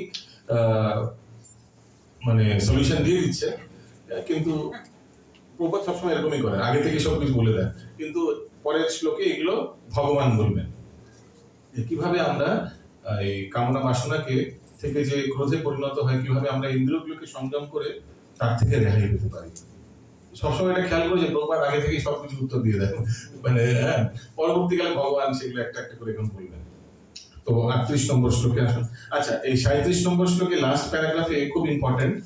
এখানেও ভাগবত গীতায় পেয়েছেন 5টি লাইন উপরে, এখানেও ভগবত গীতায় ভগবান শ্রীকৃষ্ণ অর্জুনকে তার সমস্ত ক্রোধ শত্রু বাহিনীর উপরে প্রয়োগ করে ভগবানেরই সন্তুষ্টি বিধানের কাজে লাগাতে উৎসাহ দিয়েছেন। তো কাম যখন ক্রোধে, যেমন আমি বলছিলাম, কেউ যদি রজগুণে, কামা এসে ক্রোধে এসে রজগুণে সমর্থ, তো কেউ যদি রজগুণী ব্যক্তি, তো সেকেও কিন্তু আপনি সেবায় লাগাতে পারেন। কিভাবে? যেমন আমি উদাহরণ দিলাম, তাকে রজগুণের মতোই সেবায় দেন। কোনো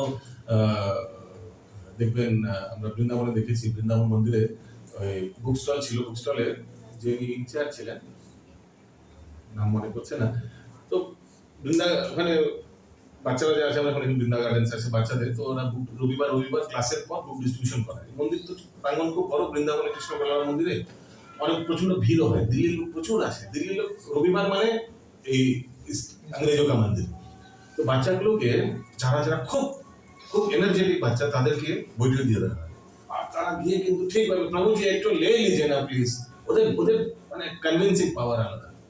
আবার যারা ব্রাহ্মণত্ব গুণে একটু শান্ত শিষ্ট গিয়ে কিছু বলবে না, বাস এমন কিউটলি বইটা নিয়ে দাঁড়ালো, হ্যাঁ দে দো এটা দে দো।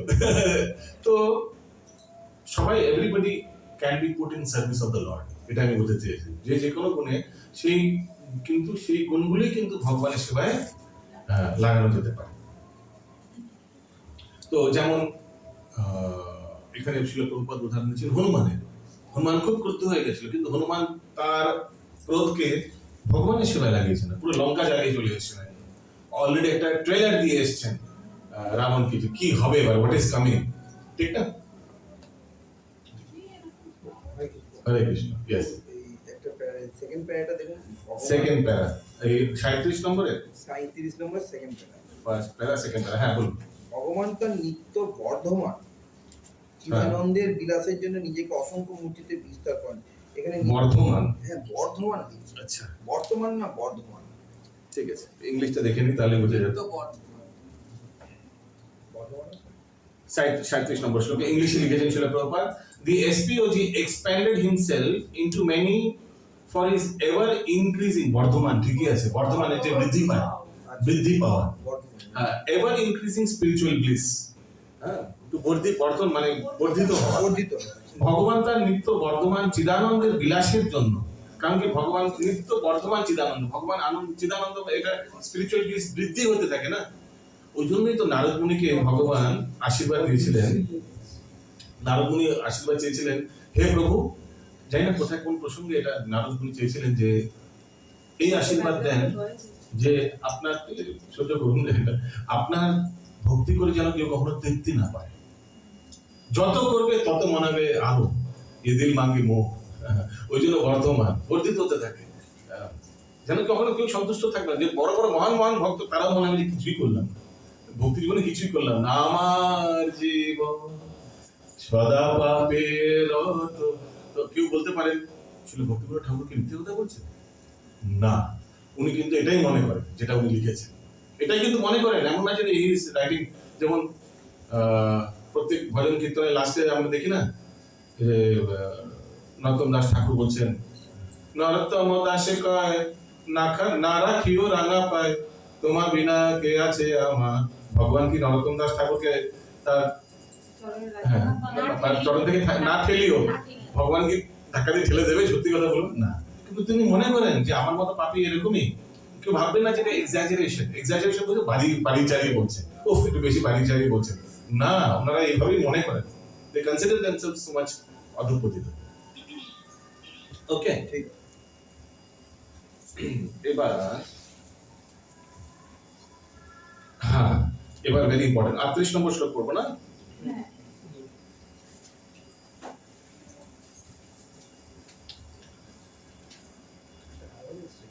ধূমেন ব্রিয়তে বাণী যথাদর্শো মলেন চ यथोल्बेनावृतो गर्भात् तथा तेनेदम् आवृतम्। একবার শিল প্রভুপাদ ট্রেনে ট্রাভেল করছিলেন, তো কোন এক ভক্ত দেখছেন যে একজন পাশে একজন কেউ স্মোকিং করছে, তো গিয়ে তাকে বকে দিয়েছে, কি করছো তুমি, স্মোকিং করবেন, সাধু আছে। তখন ট্রেনে এখনো করে লোক, তো তখন একদম বকে দিয়েছে, একদম করো না। হ্যাঁ তো ঠিক আছে, প্রভুপাদ দেখলেন জিনিসটা, ঠিক আছে। কিছুক্ষণ পর আবার সে আর থাকতে পারেনি, সেগুলো 3-4 ঘন্টা পর আবার একটু দূরে গিয়ে স্মোকিং করছে, ধোঁয়াটা আবার উঠে এসছে।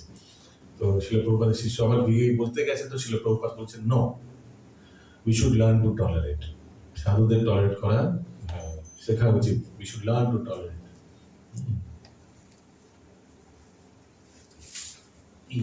তো কোথায় ছিলাম আমরা? 38 নম্বর মাতাজি।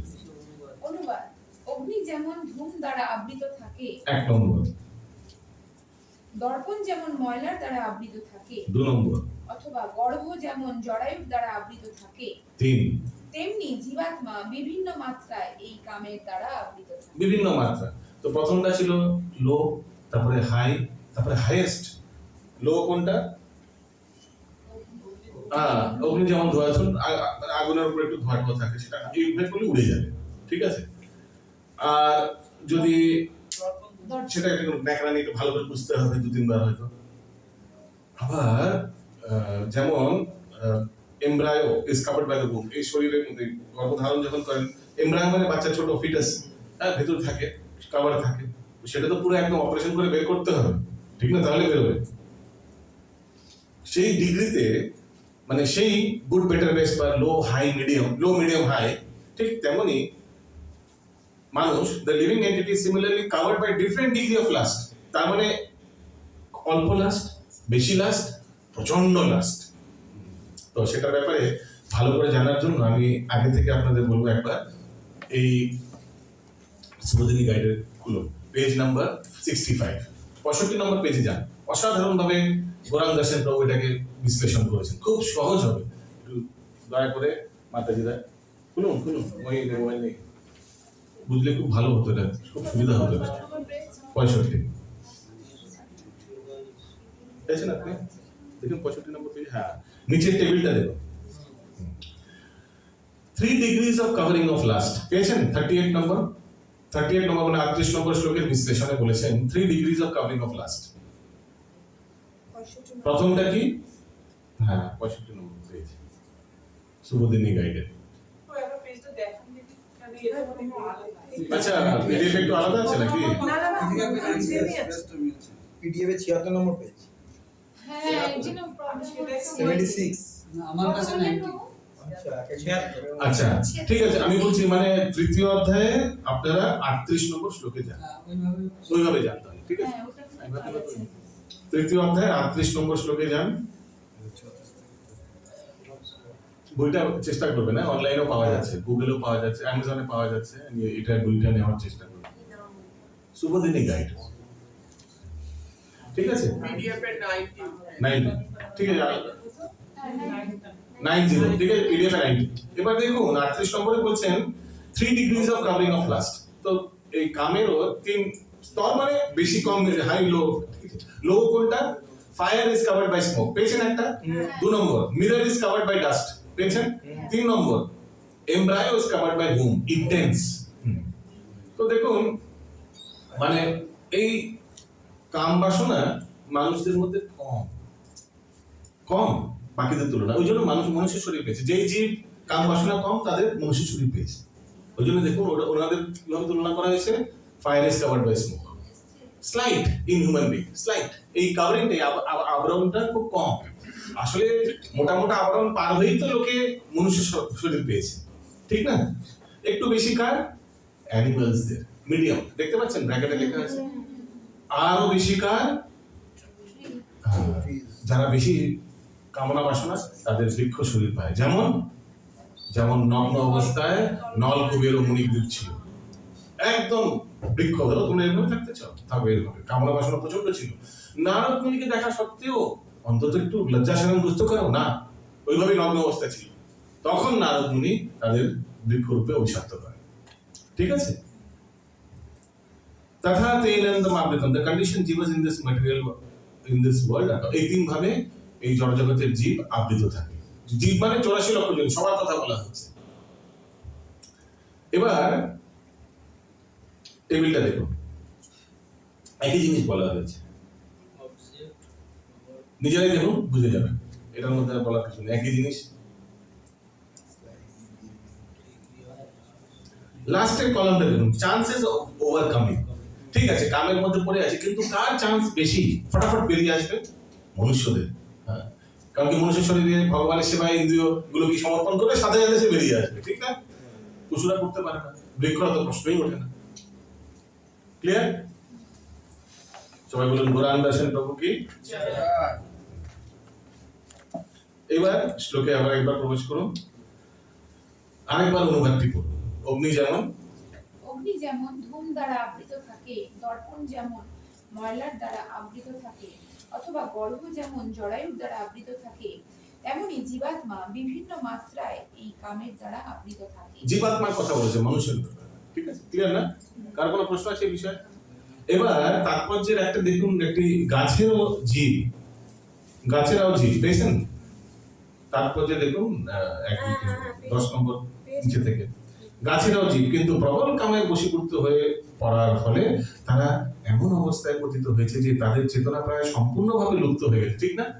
চেতনা মানে কেটে ফেললেও কিছু বলবে না, চুপ করে দাঁড়িয়ে থাকবে। ধুলার দ্বারা আচ্ছাদিত দর্পণকে পশু পক্ষীর সঙ্গে তুলনা করা যায়, আর ধূমাচ্ছিত অগ্নির সঙ্গে মানুষের তুলনা করা যায়। মনুষ্য শরীর প্রাপ্ত হলে জীব তার সুপ্ত কৃষ্ণ চেতনাকে জাগিয়ে তুলতে পারে, অনায়াসে জাগিয়ে তুলতে পারে। একটু ভজন কীর্তন করলে, সাধুদের সঙ্গ করলে এমনিতেই জাগিয়ে তুলতে পারে, ঠিক না? ওকে, এবার নেক্সট 39 নম্বর শ্লোকে আসো। আচ্ছা, একবার আমরা দেখে নিই আমরা কোথায় আছি। ওই টেবিলটায় চলে যান, টেবিলটায় দেখুন এবার আমরা কোথায়। 37 থেকে 40 ভগবান কি বলছেন যে এই কাম বাসনাকে জ্ঞান অজ্ঞান আবৃত করে থাকে এবং 3 প্রকারে এটা 3 ডিগ্রি পেয়েছেন সৌদিনী গাইডে 3 ডিগ্রি, সেটাই ব্যাপারে আলোচনা হলো। ওকে, এবার 39 নম্বরে আসুন। আবৃতম জ্ঞানমেতেনা জ্ঞানিনো নিত্যবৈরিণা কামরূপেণ কৌন্তেয় দুষ্পুরেণানলেন চ।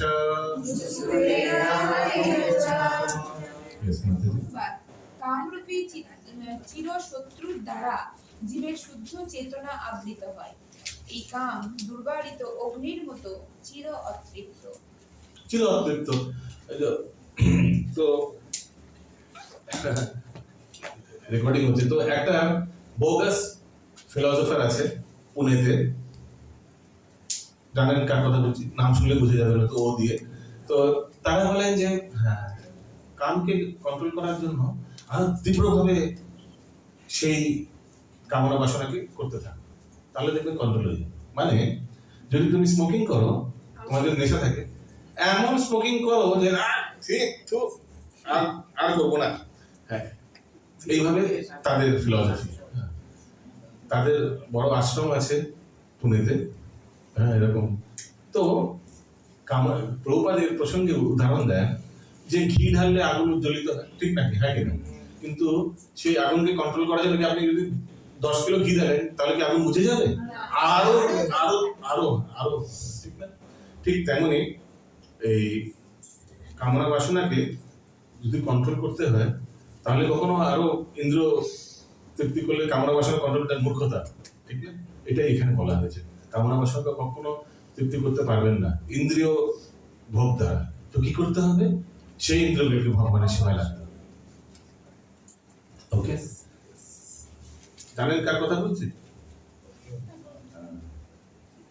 আমেরিকাতেও না। হ্যাঁ হ্যাঁ,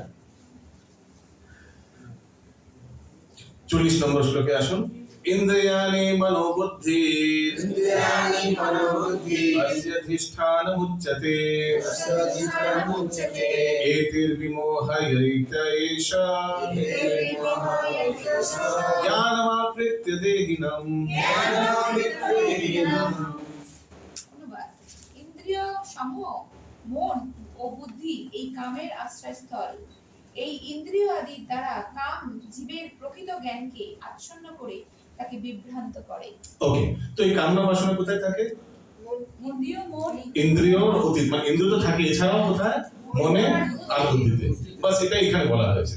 পরের শ্লোকে চলে আসো, শ্লোকা নাম্বার 41।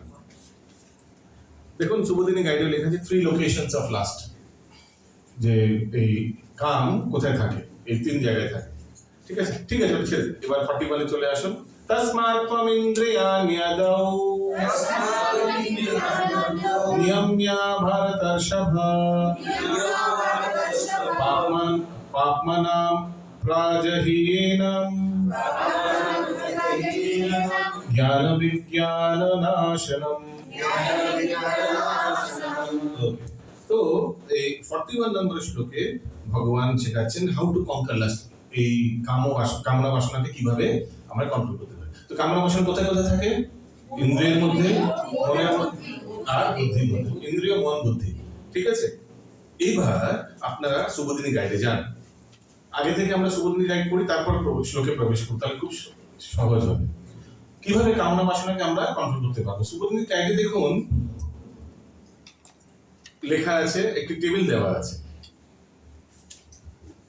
কত পেজে? পেজটা তারপরে মানে যাদের বই আছে তাদের পেজ নাম্বার 66, 66 যাদের বই আছে, বই 91 পিডিএফ এ দেখুন 91 নাম্বার পেজে আছে, পিডিএফ এ।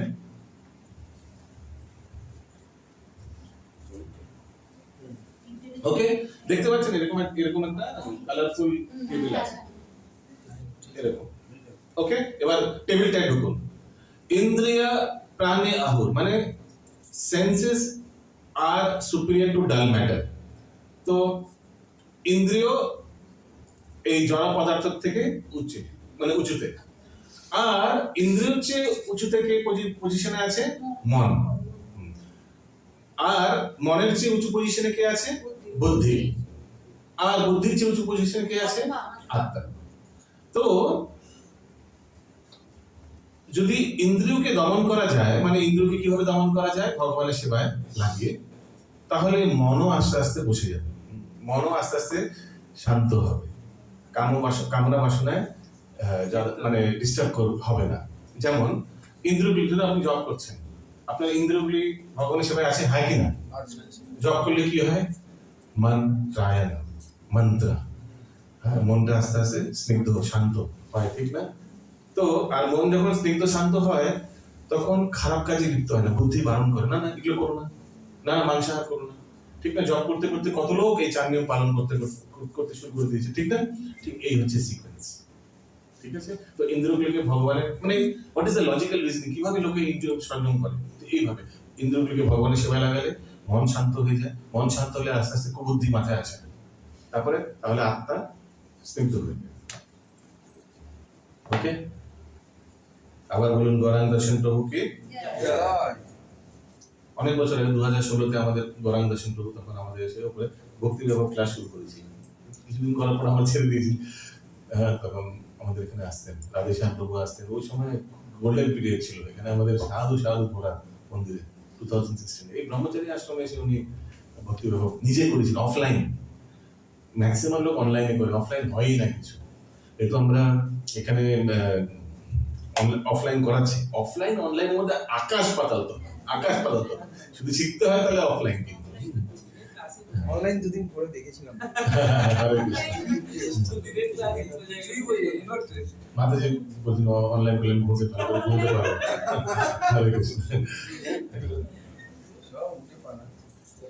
এবার আপনারা শ্লোকে আসো। তো এই 41 থেকে 43 নম্বর শ্লোক, মানে এই 3টি শ্লোকে ভগবান এটি বুঝিয়ে দিয়েছে কিভাবে আমরা কামনা বাসনাকে সংযম করতে পারি। আরেকবার অনুবাদটি করুন 41 নম্বরে।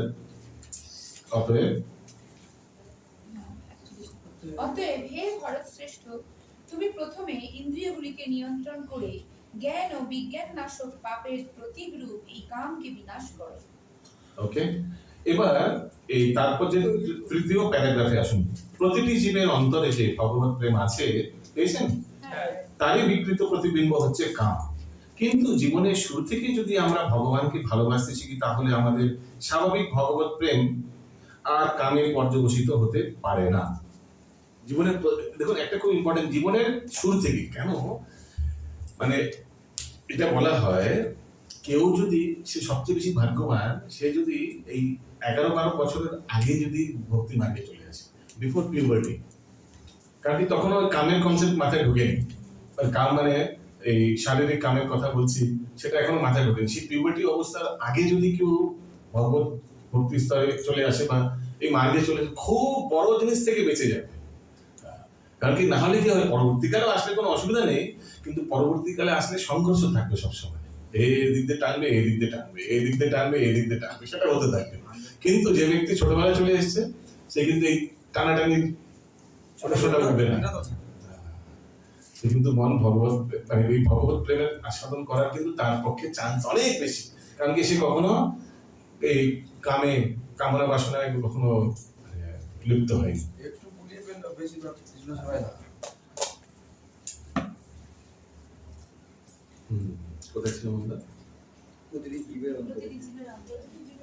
হ্যাঁ, ইয়েস ইয়েস ইয়েস। কিন্তু জীবনের শুরু থেকে যদি আমরা ভগবানকে ভালোবাসতে শিখি তাহলে আমাদের স্বাভাবিক ভগবত প্রেম আর কামে পর্যবসিত হতে পারে না। ভগবত প্রেম কামে বিকৃত হয়ে গেলে তখন তাকে স্বাভাবিক অবস্থায় ফিরিয়ে আনা অত্যন্ত কঠিন। হরে কৃষ্ণ, সেটাই বলছিলাম আমি। তা সত্ত্বেও ঠিক ফিরবি কৃষ্ণ ভাবনা এমনই শক্তিশালী যে এমনকি জীবনের শেষ পর্যায়েও যদি কেউ গভীর নিষ্ঠার সঙ্গে ভগবত ভক্তির বিধিনিষেধগুলি অনুশীলন করে তবে সে কৃষ্ণ প্রেম ফিরে পায়। তাই জীবনের যে কোনো পর্যায়ে কৃষ্ণ ভাবনার অনুশীলন শুরু করা যায়। যখন আমরা কৃষ্ণ ভাবনার মাহাত্ম্য উপলব্ধি করতে পারি, ভগবত ভক্তির প্রয়োজনীয়তা উপলব্ধি করতে পারি, জীবনের যে পর্যায়েই হোক তখন থেকেই আমরা ভক্তি যোগের অনুশীলন করতে পারি এবং আমাদের পরম শত্রু কামকে কৃষ্ণ প্রেমে রূপান্তরিত করতে পারি। এটাই হচ্ছে মানব জীবনের সর্বোত্তম উন্নতার স্তর। ঠিক আছে, তো এটাই একটা ইম্পর্টেন্ট ছিল যে ছোটবেলায় বাল্যকালে যদি ভক্তি মার্গে আসা যায় খুব খুব ভালো। কারণ কি এক ভক্ত ছিল আছে, দীক্ষিত ভক্ত, আমার খুবই প্রিয়, খুবই ক্লোজ ভক্ত বন্ধু। তো আমায় একদিন বলছিল যে আমি বলছিলাম কি হলো, ছেলেগুলোকে নিয়ে আসা বড় হয়েছে, यूथ फोरम জয়েন করাবো, কি ক্লাস করাবো, তো বলো। अरे एक वर्ष हम लोग खूब बहुत हम लोग भी बहुत मौज मस्ती किया, अरे उन लोग का पाला है, करने दीजिए, बाद में ठीक ले आएंगे। बाप रे, কত মহান পণ্ডিত, মানে যেমন হচ্ছে মানে রিমোট কন্ট্রোল, এই এবার চলে এসো, চলে এলো, এইভাবে চলে আসবে। বাচ্চাদের তাও আপনি নিয়ে আসতে পারেন ছোটবেলায়, ঠিক না? বাচ্চারা বড় হলে, বড় মানে কি আমি বলছি, মানে ক্লাস 4-5-এও যদি ওর আগে না নিয়ে আসতে পেরেছেন, এই কোনো ক্লাসে নিয়ে আসা ডেঞ্জারাস, একদম সম্ভব না। হ্যাঁ, পুরো কাঁচা মাছের মতো। আর কি কনফিডেন্টলি বলছে, আরে আমরা এই বয়সে খুব ইন্দ্রতৃপ্তি করছি। আরে ইন্দ্রতৃপ্তি একবার ওকে যদি টেস্ট করিয়ে দাও তাহলে তো আমরা এই বছর আমরা ফিল করেছি বড়দের পরে আমি নিয়ে আসবো, ঠিক আমি কত কনফিডেন্ট, আমি ঠিক নিয়ে আসবো। তো এখন রেজাল্ট কি না, ছেলে যেখানে সেখানেই আছে, সে ভালো ভক্ত। তো আবার জীবনের কোনো গ্যারান্টিও নেই, ঠিক না? ছেলে বাঁচবে আগে, স্বাভাবিক স্তরে তো পিতা আগে যাওয়া যায়, কিন্তু এখন জীবনের কোনো গ্যারান্টি নেই, চলে গেলে তখন কি হবে? সে তো অসম্পূর্ণ হয়ে গেল, আবার তাকে মাতৃগৃহে আসতে হবে, মাতৃগর্ভে আসতে হবে, ঠিক না? হ্যাঁ, কোথায় ছিলাম আমরা? এবার 42 নম্বর, ঠিক আছে? তো ভগবান এই শ্লোকে কি বলছেন? বলছেন যে অতএব হে ভরতশ্রেষ্ঠ, তুমি প্রথমে ইন্দ্রগুলোকে নিয়ন্ত্রিত করে, জ্ঞান ও বিজ্ঞান নিয়ন্ত্রিত করে মানে ভগবানের সেবায় নিযুক্ত করো, ঠিক আছে? তো ইন্দ্রগুলোকে ভগবানের সেবায় নিযুক্ত করলো। এবার নেক্সট 42, এতে কি হবে? মন ও বুদ্ধি সংযম হয়ে যাবে, সংযত হয়ে যাবে।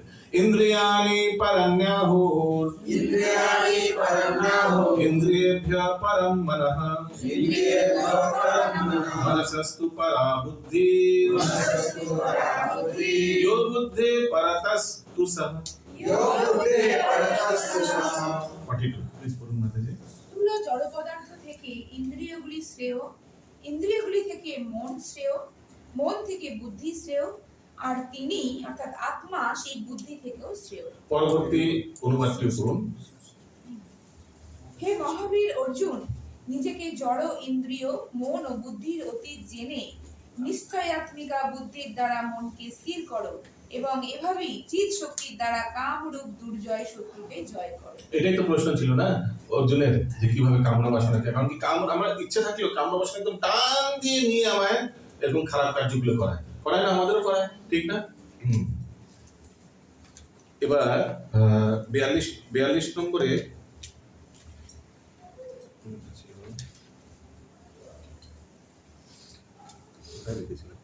আসলে এখানে সবকিছু লেখা আছে, এখানে শুধু মার্কিং করা আছে, এখান থেকে এখানে দেখতে হয়।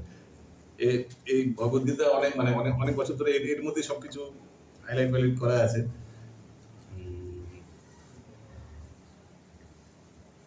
কোথায় গেল?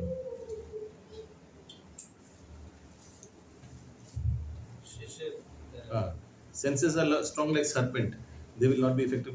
দাঁত ভেঙে দিলে আর কোথায় সাপের, বিষাক্ত সাপের মতো। লাস্টে 42, শেষের দিকে হ্যাঁ লাস্টে আছে ইন্দ্রিয়গুলি তখন সাপের মতো নিষ্ক্রিয় হয়ে পড়ে। হ্যাঁ, ইয়েস। আর দেখুন, বুদ্ধির দ্বারা আমরা কৃষ্ণ ভাবনা, আচ্ছা পুরোটাই পড়ে নিই প্যারাগ্রাফটা। বুদ্ধি যদি আত্মার স্বরূপ সম্বন্ধে অবগত হয়ে মনকে কৃষ্ণ চেতনায় নিযুক্ত করায় সকলের কর্তব্য। বুদ্ধি দিয়ে আত্মার স্বরূপ সম্বন্ধে অবগত হয়ে মনকে কৃষ্ণ চেতনায় নিযুক্ত করাই সকলের কর্তব্য। তাহলে সমস্ত সমস্যার সমাধান হয়ে যায়। পরমার্থ সাধনে নবীন ভক্তকে সাধারণত ইন্দ্রিয় গ্রাহ্য সমস্ত বিষয় থেকে দূরে থাকতে উপদেশ দেওয়া হয়, কেননা তার ফলে ইন্দ্রিয়গুলি ধীরে ধীরে সংযত হয়। তাছাড়া বুদ্ধি দিয়েও মনকে তার সংকল্পে দৃঢ় করতে হয়।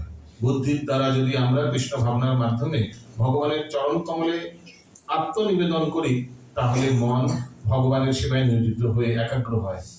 তখন ইন্দ্রিয়ের প্রলোভনগুলি আর মনকে বিচলিত করতে পারে না। তো ওই জন্য বুদ্ধি মানে লজিক্যালি, বুদ্ধি মানে এখানে লজিক্যালি। হ্যাঁ, তো আমরা দেখুন ভগবানের সেবায় নিযুক্ত হই, কিন্তু সাথে সাথে যেমন ফর এক্সাম্পল এই থিওরিগুলো করি, এই ক্লাসে আমরা এই যে আমরা ভক্তি শাস্ত্রী করছি, তার একটি উদ্দেশ্য ভগবানের প্রতি আমাদের যে শ্রদ্ধা সেটাকে আরো গাঢ় করার জন্য, ঠিক না? আরো কনভিন্সিং হয়েছে আমরা। আগে কি বলছেন, ইন্দ্রগুলি তখন বিষদাহীন সর্পের মতো নিষ্ক্রিয় হয়ে পড়ে। আরে কৃষ্ণ, ঠিক না? তো ইন্দ্রগুলো থাকবে, ইন্দ্রগুলো থেকে আপনি কানটা কেটে তো ফেলে দিতে পারবে না, দূর না থাকবে, না বাজবে বাজ, না বাজবে বাজ, একদম খারাপ জিনিস শুনবো না, খারাপ জিনিস দেখবো, সব চোখ কান নাক সব উড়িয়ে দিন ভগবান। না, এরকম তো হতে পারবে না, থাকবে এগুলো। কিন্তু যখন এগুলো যখন শুদ্ধিকরণ হয়ে যাবে ভগবানের সেবায় লাগানোর জন্য, তখন ইন্দ্রিয়গুলো কেমন হয়ে যাবে, যেমন বিষধর সাপের দাঁতগুলো যদি ভেঙে দেয়। দেখেছেন এই যে এই কয়েকজন এই সাপুরেরা যে খেলা দেখায় রাস্তায় রাস্তায়, ওগুলো অলরেডি কিন্তু দাঁতগুলো ভেঙে দেওয়া আছে, আমি তো পুলিশ কেস হয়ে যাবে, কাটবে ফটকর ধরে নিয়ে চলে যাবে, ঠিক না? তো ঠিক ইন্দ্রগুলোই তেমন হয়ে যাবে। কোথায় ছিলাম? কিন্তু আত্মা যদি মন ও ইন্দ্রিয়ের হ্যাঁ, কিন্তু আত্মা যদিও বুদ্ধি মন ও ইন্দ্রিয়ের অধীশ্বর, আত্মা বুদ্ধি মন ও ইন্দ্রিয়ের অধীশ্বর, তবুও ভগবান শ্রীকৃষ্ণের আশ্রয় গ্রহণ না করলে যে কোনো মুহূর্তে মনের প্রভাবে বিচলিত হয়ে আত্মা অধঃপতিত হতে পারে। ওই জন্য accidents happen even on royal roads. আরেক জায়গায় শিল প্রভুপাদ বলছেন যে Krishna consciousness life is like walking on razor blade. হ্যাঁ, খুরের উপর কিছু এরকম লিখছেন শিল প্রভুপাদ বাংলায়, খুরের উপর চলার মতো, খুরের ধারের উপর চলার মতো। কত সচেতন হতে, কত সাবধান হতে হবে ভাবো, যখন তখন করে কেটে যেতে পারে, মানে পতন হতে পারে। ইন্দ্রিয় কামনা বাসনায় আচানক এরকম লেগে থেকে ফেলে দিতে পারে। আর যত উপরে উঠবেন পড়লে আওয়াজ বেশি হবে, ঠিক না? নিচে থেকে পড়লে কোনো অসুবিধা নেই, উপরে উঠে যখন পড়বেন বিশাল বড় আওয়াজ হবে, মানে পতন দেখা যাবে, লজ্জার বিষয় হয়ে যাবে। খুব সাবধানে থাকতে হবে সবসময়। গুরুদেবের আদেশ সবসময় এর সলিউশন, প্রবলেমের উপায় কি, সবসময় গুরুদেবকে আপডেট দিতে থাকবেন। যেই আপনার গাইড, যেই আপনার ফার্স্ট অফ অল কারোর আন্ডারে থাকবেন সবসময় সারা জীবন। আমি দেখেছি ম্যাক্সিমাম যারা অনেক দিন ধরে আছে এই মার্গে, অধিকাংশ ভক্তের কোনো গাইড নেই। সত্যি কথা বলছি, শুনতে খারাপ লাগবে, দেখবেন ভেতরে কারো শোনেন, মানে কেউ ওপরে কেউ নেই, কারোর তত্ত্বাবধানে নেই। এটা খুব ডেঞ্জারাস পজিশন ব্যক্তি। সবসময় যেন কেউ হয়, কেউ থাকে যাকে আপনি গুরুরূপে স্বীকার করেন। কারণ কি এই অহংকারের জন্য না কাউকে গুরুরূপে স্বীকার করতে অসুবিধা হয়ে যাবে। ভাববেন যে আমি অনেক বছর হয়ে গেছে, আমিই সব কিছু জানি, আমার দরকার নেই, আই ডোন্ট নিড গাইড। এটা এখানেই ভুল করে বসবে। আর এক নম্বর, ফার্স্ট হ্যাভ আ গাইড। একজন তো শিক্ষাগুরু ঠিক আছে, বাট আমরা খুবই কম ভাগ্যবান যদি শিক্ষাগুরুই আপনার গাইড, মানে সব আপনার জীবনের নারী নক্ষত্র যেন সে ব্যক্তি জানে। আমার এটা একটা মূর্খতার মধ্যে অনেক লোকে বলে, না আমার ব্যবসাটাকে আমি কিন্তু আমার ভক্তি জীবনের সঙ্গে আমি কিন্তু যুক্ত করি না। এটা একটা ভেরি ভেরি স্টুপিড একটা। সত্যি কথা বলতে প্রত্যেক জিনিস কিন্তু জুড়ে আছে ভক্তির সঙ্গে। প্রত্যেক জিনিস বললাম, যেমন আজকে যে টাকা পয়সার অসুবিধা হয়, আপনার জব করতে মন বসবে না, মাথা ওখানে ঘুরে বেড়াবে, আরে বিলগুলো পেমেন্ট করতে হবে, আজকে লাস্ট ডে, ডিউ ডেট, ঠিক না? আজকে যদি শরীর ভালো না থাকে আপনার জব করতে ইচ্ছে করবে না। এইগুলো কিন্তু জুড়ে আছে। আর এই জন্য এই জিনিসগুলো কিন্তু যে আপনার গাইড তাকে কিন্তু আপডেট দিতে থাকবে। এরকম হচ্ছে আমার জীবনে, এই হচ্ছে personal life, family life, financial life, everything update দেওয়া উচিত। কেন? কারণ কি, যদি আপনি কোনো ভুল রাস্তা অলরেডি চলে গেছেন, সেটা ভুল, তুমি কিন্তু ঠিক করছো না তুমি। কারণ কি আমরা নিজের চেহারা দেখতে পাই না, একটা আয়না সবসময় দরকার হবে, সেই আয়নাটা কিন্তু সেই গাইড হবে। ওই জন্য everybody should have one guide and you should always update. প্রত্যেক জীবনে কি কি হচ্ছে চলছে সবকিছু কিন্তু ঘটনা অনেকে জানানো উচিত। তাহলে কিন্তু বিভ্রান্ত হওয়ার আগে আপনাকে শিখা ধরে বের করিয়ে নিয়ে আসবে ভট্টাচার্যদের থেকে।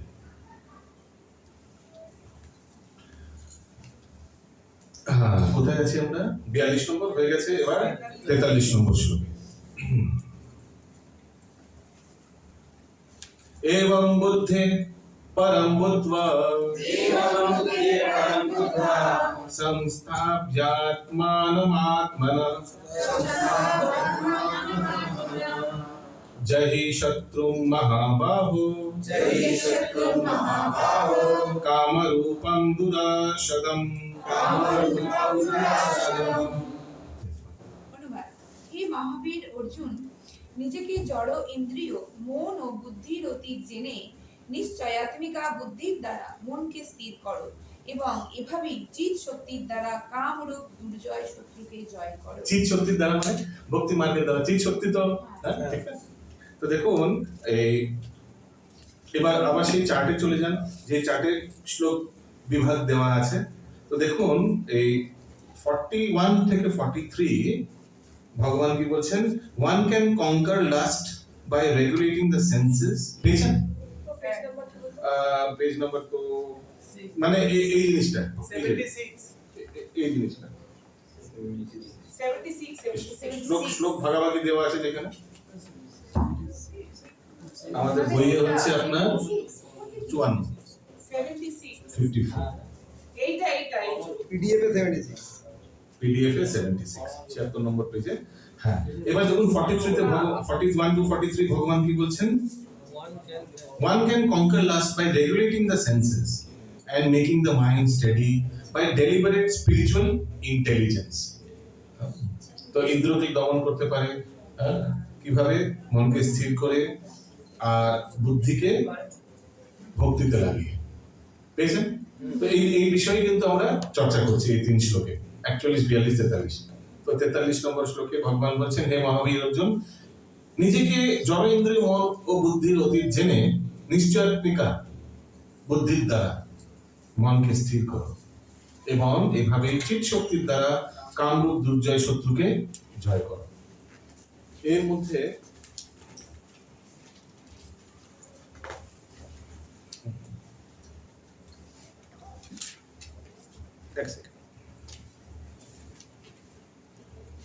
desire for overloading and sense gratification 1 2 3 4 5 6 7 8 8 নম্বর লাইনের নিচে 43 43 নম্বর desire for overloading and for sense gratification is the greatest enemy of the conditioned soul।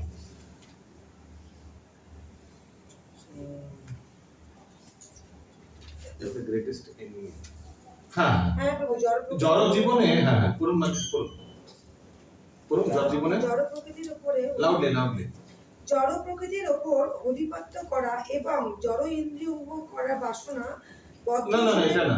জড় জীবনে আমাদের স্বাভাবিকভাবে জড়জীবনের অপরিণত অবস্থায় না জড়জীবনে আমরা স্বাভাবিকভাবে কাম প্রবৃত্তি ও জড় প্রকৃতি ভোগ করবার প্রবৃত্তি দ্বারা প্রলোভিত হই, কিন্তু জড় প্রকৃতির উপর আধিপত্য বিস্তার করা এবং জড় ইন্দ্রিয় উপভোগ করার বাসনা হচ্ছে বদ্ধ জীবের পরম শত্রু। কি আমাদের পরম শত্রু? জড় প্রকৃতির উপর আধিপত্য বিস্তার করা এবং জড় ইন্দ্রিয় উপভোগ করার বাসনা। ঠিক আছে, কিন্তু কৃষ্ণ ভাবনা অনুশীলন করার ফলে আমরা আমাদের ইন্দ্রিয় মন বুদ্ধিকে নিয়ন্ত্রণে রাখতে পারি। আমাদের প্রবৃত্তিগুলোকে মুহূর্তের মধ্যে সংযত করা সম্ভব নয়, কিন্তু আমাদের অন্তরে কৃষ্ণ ভাবনার বিকাশ হওয়ার ফলে আমরা অপ্রাকৃত স্তরে উন্নীত হতে পারি। বুদ্ধির দ্বারা মন ও ইন্দ্রিয়গুলোকে ভগবানের চরণারবিন্দে একাগ্র করতে পারি। এটি হচ্ছে এই অধ্যায়ের মর্মার্থ। জড়জীবনের অপরিণত অবস্থায় নানা রকম দার্শনিক জল্পনা কল্পনা এবং তথাকথিত যৌগিক ক্রিয়ার মাধ্যমে ইন্দ্রিয় সংযমের প্রচেষ্টার দ্বারা আমরা অপ্রাকৃত স্তরে উন্নীত হওয়ার যতই চেষ্টা করি না কেন, মানে এইসব যোগ ব্যায়াম করে কিন্তু হয় না। কারণ কি, পারমার্থিক জীবনের ধারার অগ্রগতির ক্ষেত্রে এই সমস্ত প্রচেষ্টা ব্যর্থ হবে। উন্নত বুদ্ধি যোগের দ্বারা কৃষ্ণ ভাবনা অমৃত লাভ করাই পারমার্থিক উদ্দেশ্য সাধিত হবে। আর অন্য কোনো রাস্তা নেই নেই নেই। দেখুন, জড় প্রকৃতির উপর আধিপত্য, তো অনেকে মৃত্যুর উপর আধিপত্য করতে যাচ্ছে। সবচেয়ে বড় মৃত্যুর উপর আধিপত্য করতে যাচ্ছিল ওয়াল্ট ডিজনি। ওয়াল্ট ডিজনি ছিলেন, ডিজনি ফিল্মের যে বানান, Disney, Mickey Mouse, Tom and Jerry. Walt Disney তো জড় প্রকৃতির উপর আধিপত্য করার জন্য সে একটা বিশাল বড় সায়েন্স একটা টিম করেছিলেন। বলেছিলেন যে আমি যখন মরে যাব, সত্যি ঘটনা, মরে যাওয়ার পর একটা ওয়াল্ট ডিজনি ফান্ড করেছিলেন। ওখানে মধ্যে ওই সময়কার কোটি কোটি মিলিয়ন মানে টাকা, কোটি কোটি টাকা একটা ফান্ড বানিয়েছিলেন যে আমার ডেড বডিটাকে তোমরা জীবিত রেখো, মরতে দিও না। এখন থেকে রিসার্চ করা, মানে মরার আগে থেকে উনি জড় প্রকৃতির উপর মানে কন্ট্রোল করার চেষ্টা করছেন। তো বড় একটা ফান্ড রেখে দিয়েছেন, আর সায়েন্টিস্টরা বলছেন করছো তো তোমার ল্যাবে? হ্যাঁ আমরা করছি। কতদিন লাগবে বলেছিলাম এটা? আর কিছুদিন। সত্যি একদিন মারা গেলেন। তো তারা বডিটাকে রেখেছিল অনেকদিন। আমাদের বাগুইহাটিতে তো এরকম কিছু হয়েছিল না? আরে তো যাই হোক, তো অনেকদিন রেখেছিলেন। আর সায়েন্টিস্টদের ভালো করে, সায়েন্টিস্ট কি করবে, মরা লোকটাকে কি বাজাতে পারবে? তারা ভালো করে জানতো। কিন্তু বাবুর আদেশ আছে, বাবু ভালো টাকা দিচ্ছে। হ্যাঁ, তো এবার বাবু তো মারা গেছে। বাবুর আত্মীয়রা জিজ্ঞেস করছে, ওয়াল্ট ডিজনি আত্মীয়রা, আর কতদিন?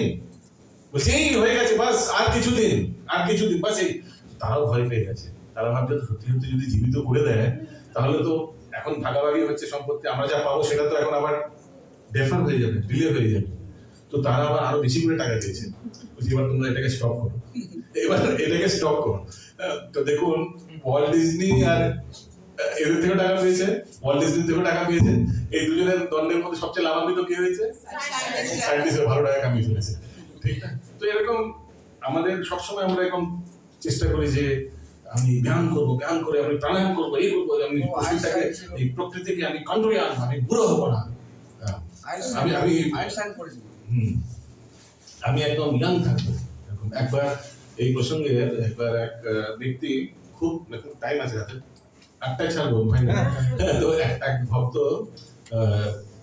এটা রাধেশ্যাম প্রভু বলা, এক ভক্ত খুব চেষ্টা করেছিলেন যে, খুব ইচ্ছা ছিল যে, কারণ কি সবাই নিজেকে সবচেয়ে সুন্দর ভাবে, সবাই নিজেকে সবচেয়ে কিভাবে আমি নিজেকে কন্ট্রোল করবো, এই জড় প্রকৃতির উপর নিয়ন্ত্রণ করার জন্য ভেবেছিলেন যে তার ফেভারিট কি ছিল?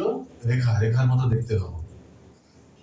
কিছু ভাবে আমি রেখার মতো, আমার জীবনের উপলক্ষে আমি রেখার মতো দেখতে হতো। সে কি করেছিল, যত টাকা পয়সা কামাতো সে রেখে দিয়েছিল যে আমি প্লাস্টিক সার্জারি করে একদম রেখা হবো। এটা রেখা হওয়া মানে সুন্দর হওয়া, এটাও তো প্রকৃতির উপর আধিপত্য করার না, ঠিক? Controlling war. তো যাই হোক, অনেক টাকা পয়সা জমিয়ে যখন ওই বিশাল বড় এক্সপেন্স, লাস্ট চাকরিটাকে ছাড়ার পর সে গিয়ে প্লাস্টিক সার্জারিকে টাকা দিয়েছে, তাকে রেখার মতো বানিয়েছে, একদম দেখতে একদম রেখার মতোই হয়ে গেছে। তাকে খুব ভালো, হসপিটাল থেকে নেমে রাস্তা ক্রস করেছে, ঢাং করে একটা গাড়ি মেরে দিয়ে চলে গেছে, মারা গেছে। তো জমলোকে গেছে, কর্ম ভালো ছিল না, জমলোকে গেছে। জমলোকে গিয়ে যমরাজকে বলছে, ঠিক আছে আমি পাপকর্ম করেছি, আমি নিয়ে এসছো, কোনো অসুবিধা নেই, কিন্তু তুমি জানো আমি এত প্রয়াস করেছি সারা জীবনে, এত খেটে টাকা বাঁচিয়ে রেখার মতো দেখতে হয়েছি, তুমি অন্তত আমি 1 মাস একটু রাখতে, একটু রেখার মতো হয়ে 1 মাস চলতে দিতে পারতে। তখন যমরাজ কি বলছে, ও তুমি রেখা নাও? যমরাজ, ও তুমি রেখা নাও? আমি তো রেখাটাকে মেরে দিয়েছি, রেখা নাও। তো এই হলো ব্যাপার। তো প্রকৃতির উপর অধিপত্য করা কখনোই সম্ভব না। তারপর কি হলো? তারপর আর কি বুঝতে পারেনি। তারপর আরেক ব্যক্তি এখানে, এটা আমাদের কলকাতা, মধ্য কলকাতার ঘটনা। লিফটের ব্যাপারটা বলেছি, দেখবেন আগেকার দিনের ব্রিটিশ আমলে লিফট দেখেছেন, সেই ব্রিটিশ আমলে লিফট খুব আস্তে আস্তে ওঠে, লোকে বিরক্ত হয়ে যায়, যাবো 7th ফ্লোরে, এত আস্তে আস্তে উঠছে। তো সবসময় কমপ্লেন থাকতো, তো যে বিল্ডিং এর যে সেক্রেটারি তাকে কমপ্লেন করছে, লিফটটা খুব আস্তে আস্তে চলছে, কিছু একটা করো। তো বিল্ডিং এর যে সেক্রেটারি ছিল সে খুব একটা জিনিস করেছে, একটা 200 টাকা দিয়ে একটা আয়না কিনে, বড় আয়না কিনে লাগিয়ে দিয়েছে, বাস লিফটের মধ্যে 200 টাকা দিয়ে একটা বড় আয়না কিনে লাগিয়ে দিয়েছে। এবার কিছুদিন পর একটা কমপ্লেন এসছে, কি কমপ্লেন? লিফটটা খুব তাড়াতাড়ি চলছে, আস্তে করো। কেন? কারণ কি সবাই এই পৃথিবীর সবচেয়ে সুন্দর ব্যক্তিকে দেখতে ব্যস্ত, ঠিক না? আয়নার মধ্যে পৃথিবীর সবচেয়ে সুন্দর ব্যক্তিকে দেখতে ব্যস্ত। তো এইভাবে দেখুন লোক নিজের সারা জীবন এই প্রকৃতিকে কন্ট্রোল করা, নিয়ন্ত্রণ করার জন্য চেষ্টা করে, কিন্তু যে বুদ্ধিমান ব্যক্তি সে জানে প্রকৃতিকে কন্ট্রোল করা সম্ভব না। এই শরীর যতদিন, হ্যাঁ, কিন্তু এমন না যে সে প্রকৃতিকে অবহেলা করে, শরীরকে অবহেলাও করে না। শরীরকে যতটুকু আসলে যে বৈদিক নিয়ম অনুসারে, ভগবানের নিয়ম অনুসারে খাওয়া দাওয়া জীবনযাপন করবে, তার কখনো কিছু এক্সারসাইজ করার দরকারই হবে না। বৈদিক সময় কি কোনো প্রাণায়াম, কোনো এক্সারসাইজ ছিল কি? জিম ছিল না, কি ছিল? কেউ জগিং করতো না, মর্নিং ওয়াক করতো? এগুলো তো স্কেডিউলে ছিলই না। ছিল কি বৈদিক যুগে মর্নিং ওয়াক বা জগিং বা জিম বা কোনো পার্ক ছিল কি যারা ওখানে গিয়ে সবাই হা হা হা হা হা হা, এগুলো ছিল কি বৈদিক যুগে? ছিল না, কিছু ছিল না। কিন্তু যেভাবে লোকে নিজের জীবনযাপন করতো, এমনিতেই লোক খান পান যা ছিল সে এমনিতেই সুস্থ থাকতো, এমনিতেই সে 100 মেরে দিত, ঠিক না? আগে তো সবাই খাঁটি খেত, এখন তো সব ভেজাল খাচ্ছে। হ্যাঁ, তো এই হয়েছে। যোগ আসন ছিল না, যোগ করতে, প্রাণায়াম করতে, যোগাসন তো ছিল। সত্যি এগুলো শুধু সাধুরা মুনিরা যে যোগাসন করতেন, ওনাদের কিন্তু উদ্দেশ্য এই ছিল না যে শরীরটাকে ঠিক করা, ফিট করার জন্য। হ্যাঁ, পারমার্থিক যোগাসন। ওই যোগ মানে ওদের অ্যাকচুয়ালি যোগ মানে ভগবানের সঙ্গে কানেকশন, যোগাযোগ করা। ভগবানের সঙ্গে। ওয়াকিং করতেন, মর্নিং ওয়াকিং। হ্যাঁ, তো প্রভুপাদের বয়স হয়ে গেছে, প্রভুপাদের খাওয়ার নিমন্ত্রণ ছিল না, সত্যি কথা বলতে। রেকর্ডিং হচ্ছে, আমরা কয়েকদিন আগে প্রভুপাদ পিসিমা সব স্পাইসি জিনিস, প্রভুপাদ বুঝতে পারছেন না, কচুরি সবজি নামই হয় কচুরি মুখী, ঠিক না? প্রভুপাদের এক নাম কচুরি মুখী। প্রভুপাদ বার্ধক্য বয়সেও গুরু মহারাজকে বলছেন, ঘি থামালে কেন? দিতে থাকো, পাটি চলছে, দিতে থাকো, আমি যতক্ষণ না বলি ততক্ষণ থামবে না। একদম এইভাবে তিরস্কার করেছেন ভক্তি সাহেব মহারাজকে, থামবে না যতক্ষণ। তো বুঝতে পারছেন উনি খাদ্য রসিক ছিলেন, খুবই খাদ্য রসিক ছিলেন।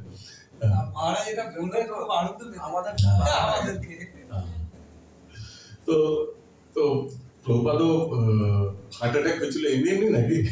হরে কৃষ্ণ, ঠিক না? হার্টে ব্লকেজ ছিল, এমনি এমনি হার্টে ব্লকেজ ছিল 3-4 বার। তো হার্টে ব্লকেজ ছিল কিসের জন্য? চর্বি টর্বি জমে গেছে, মানে খাওয়া দাওয়ায় প্রভুপাদও খাদ্য রসিক ছিলেন। হ্যাঁ, তো ওই জন্য মর্নিং ওয়াকও করতেও হয়েছে প্রভুপাদকে, জব করতে করতে মর্নিং ওয়াক করতেন প্রভুপাদ। তো ভক্তরা এখন করতে, এখন কিছু করার নেই। হ্যাঁ, যেমন অনেকে বলে কোনো শরীর খারাপ হয়ে যায়, আমি এখন ন্যাচুরোপ্যাথি, ন্যাচুরোপ্যাথি করবো। আরে সারা জীবন তুমি ইনসেকটিসাইড, পেস্টিসাইড জিনিসপত্র খেয়ে যখন এগুলো খাচ্ছ, আর যখন চিকিৎসা করাবে ন্যাচুরোপ্যাথি, কখনো কিছু হচ্ছে না, প্রভু এতদিন ন্যাচুরোপ্যাথি করলাম কিছু হচ্ছে না, কি করে হবে? হ্যাঁ, সারা জীবন এসব ভেজাল খাওয়ার পর যখন চিকিৎসা করাবো ন্যাচুরোপ্যাথি বা আয়ুর্বেদিক করাবো, আয়ুর্বেদিক করার জন্য আয়ুর্বেদিক জীবনযাপন করেছেন। তো ওই জন্য ওটাই হচ্ছে প্রকৃতির উপর অধিপত্য করা। আমরা we always try to control প্রকৃতি, ভগবানের বৈরঙ্গা শক্তিকে কন্ট্রোল করার চেষ্টা করি। ভগবদ গীতা কি জয়, শ্রীল প্রভুপাদ কি জয়।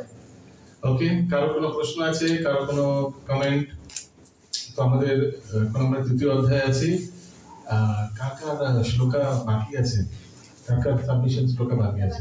আস্তে আস্তে করে পাঠিয়ে দিন। তাহলে কেন বলছি, তাহলে আপনাদের না পরীক্ষার আগে, ক্লোজ বই পরীক্ষার আগে ভালো করে পড়ার সময় পাবে।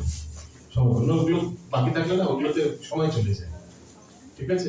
সবচেয়ে সময় যায় কিন্তু শ্লোকা কণ্ঠস্থ করতে। শ্লোকা কণ্ঠস্থ করে শ্লোকা নাম্বার ভালো করে উচ্চারণ করে বলা, অনুবাদে বুঝিয়ে দেওয়া শ্লোকটি, এগুলোতে সময় চলে যায়। ওই জন্য চেষ্টা করবেন সেগুলো আগে থেকে সাবমিট করে দিতে। আর ওপেন বুক কার কার বাকি আছে? ওপেন বুক একটু হাত তুলুন প্লিজ। একটা বাকি আছে, একটা বাকি আছে, একটা বাকি আছে, ঠিক?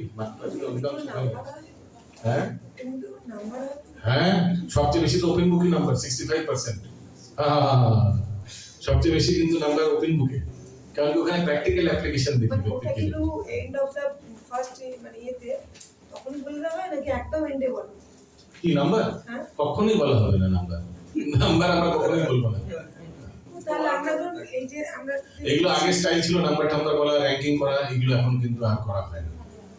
কারণ কি ভক্তদের মধ্যে রেশারেশি হয়ে যায়, মানে ভক্তদের মধ্যে কে উঁচু কে নিচু সেগুলো হয়ে যায়। তাই হয়তো এই উদ্দেশ্যে আমাদের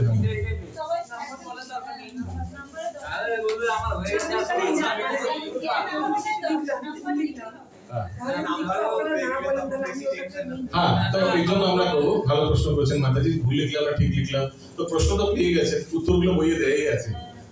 ডিসকাস তো হয়েই যাচ্ছে। হ্যাঁ, যেগুলো এই জন্য open বইয়ের প্রশ্ন সেগুলো যেগুলো ওপেন বইয়ের প্রশ্ন, একটু ওপেন বইয়ের প্রশ্নের কোনো ভুল ঠিক নেই, কারণ কি দেখুন সবাই নিজের এক্সপিরিয়েন্স, নিজের পার্সোনাল জিনিস শাস্ত্রের তত্ত্বের সঙ্গে মিলিয়ে লিখছেন। মোটামুটি এতদিন পড়ার পর আমাদের একটা আইডিয়া আছে কিছু। হ্যাঁ, একদম। কিন্তু এটাই রিকোয়েস্ট করবো, কোনো এআই বা কোনো কারোর কপি করবেন না। এগুলো ধরা পড়ার খুব সহজ উপায়। এখন আপনার 3-4টে লাইন এগুলো দিয়ে দিলে না, ফট করে সব বেরিয়ে আসে, কে চেকিং করছে না সবগুলো বুঝাই চলে যায়, মানে ভেরি ইজি টু আন্ডারস্ট্যান্ড। ওই জন্য এই স্তরে মানে ভক্তি মার্গে এখানে যদি এসে আমরা সেই জলের মধ্যে চিটিং করি, খুবই নিন্দনীয় ব্যাপার হবে। নিজের লিখুন, নিজের খোলা আত্মায় লিখুন, যা শিখেছেন লিখুন। ঠিক আছে, থ্যাংক ইউ ভেরি মাচ। হরে কৃষ্ণ, হরে কৃষ্ণ। ও একটা পঞ্চায়েতে কত মার্কস পেলে পাস আছে? 5 মার্ক টোটাল 50 যে পরীক্ষাটা আছে না, বন্ধ করি। বন্ধ করে ক্লোজ। আচ্ছা, এটা দেওয়া আছে দেখবেন আমাদের যে ম্যানুয়ালে 65% ওপেন বুক শায়ার, 65%, 20% শ্লোকা, 10% ক্লোজ, এগুলো সব ভাগাভাগি দেওয়া আছে, ম্যানুয়ালে দেওয়া আছে। মানে কত ওয়েটেজ দেওয়া হয়েছে ওপেন বুকে, শ্লোকাকে কত ওয়েটেজ দেওয়া হয়েছে, এই অ্যাটেন্ডেন্সের জন্য 10 না কত দেওয়া আছে, সবের জন্য দেওয়া আছে ওয়েটেজ। হ্যাঁ, তো মার্কস ইম্পর্টেন্ট না, মার্কস মানে মার্কসটাকে ওয়েটেজে কনভার্ট করতে হবে, বুঝেছেন তো, কত পার্সেন্টেজটা ওয়েটেজ। তো আরেকটা প্রশ্ন যে আমরা হাইলাইটার করছি প্রত্যেকটা শ্লোকে, হ্যাঁ, হাইলাইটার করছেন মানে পুরোটা যেটা ক্লাসে এখানে আলোচনা হচ্ছে, হ্যাঁ আলোচনা হচ্ছে বা যেটা হাইলাইটার যে লাইন দেখো ক্লাসে আলোচনা হচ্ছে, পুরোটা আমাদের পড়তে হবে, পুরোটা পড়া উচিত, পড়ে আসলে আরো ভালো বুঝতে পারবেন। আমি তো কয়েকটা পার্কটে ইন্টারেস্টিং জিনিসগুলো আমি এখানে তুলে ধরবো, পুরোটা পড়া সম্ভব না, পুরোটা জানা আলোচনা করা সম্ভব না। মেন হচ্ছে আপনাদের পরীক্ষার জন্য আমি তৈরি করছি, পরীক্ষার জন্য নিজেই তৈরি করতে হবে নিজেকে, ঠিক না? দেখবেন হয়তো পরীক্ষার মধ্যে যেগুলো আসছে প্রশ্ন, যেগুলো আপনারা দেখেছেন বন্ধ বইয়ে, সেগুলো হয়তো ক্লাসে আলোচনা হচ্ছেই না, এরকম হচ্ছে না। That is your duty to question answer গুলো মার্কিং করে মুখস্থ করে বোঝান। পড়ে আসলে ক্লাসে ভালো হবে, আলোচনা করতে পারবেন, ডিসকাস করতে পারবেন, পয়েন্টস ক্ল্যারিফাই করতে পারবেন, প্রশ্ন করতে পারবেন। পুরো পড়াটাই যে ওই বন্ধ বইয়ের যে কোশ্চেনগুলো ওগুলো তো অনেক বড় বড়, হ্যাঁ। কি করে ছোট সংক্ষেপে লিখতে হবে। সংক্ষেপে মানে না। সংক্ষেপে মানে কি, ধরুন আপনি 2 মার্কসের যেটা হচ্ছে 5-6 সেন্টেন্স, 5-6 সেন্টেন্স ছোট হয় না কিন্তু। সেন্টেন্স মানে বুঝতে পারছেন, বাংলা কি বলে অনুচ্ছেদ, না সেন্টেন্স কি বলে বাংলায়, বাক্য। 5-6টি বাক্যে লিখবেন তো ঠিকই তো আছে মাতাজি, 3-4-5 লাইন তো হবেই, বেশি হবে। বেশি আচ্ছা, 2 মার্কসের জন্য। হ্যাঁ, আর যেটা সংক্ষিপ্ত আছে সেটার জন্য 2 লাইন লিখলেন। এটার মানে কি, সংক্ষিপ্ত ইউজুয়ালি একটা কোনো একটা ফ্রেজের মানে, এটার অর্থ কি, তো 2 লাইন লিখবেন, 2 সেন্টেন্স, 2 সেন্টেন্স, লাইন না, 2 সেন্টেন্স লিখবেন। দু সেন্টেন্স আমি 3 সেন্টেন্স আছে। খুব ভালো, বেশি লিখলে অসুবিধা নাই, আমরা ধৈর্য ধরে পড়বো, বেশি দিলে কোনো অসুবিধা নেই, কম দিলে অসুবিধা, পয়েন্টস কভার হওয়া চাই। ভাষাও ইম্পর্টেন্ট না, আপনি নিজের ভাষায় লিখুন, কিন্তু আমরা সে পড়লে বোঝাই যায় জিনিসটা, লোকটা বুঝেছে না বুঝেনি সেটা বোঝাই যায়, ঠিক না? হ্যাঁ, আপনি নিজের ভাষায় লিখুন, কোনো অসুবিধা নেই, মোটামুটি ওখানে যা কোশ্চেন আছে ওর মধ্যেই আছে। একদম ওর বাইরে থেকে আসুন। ওকে, হরে কৃষ্ণ।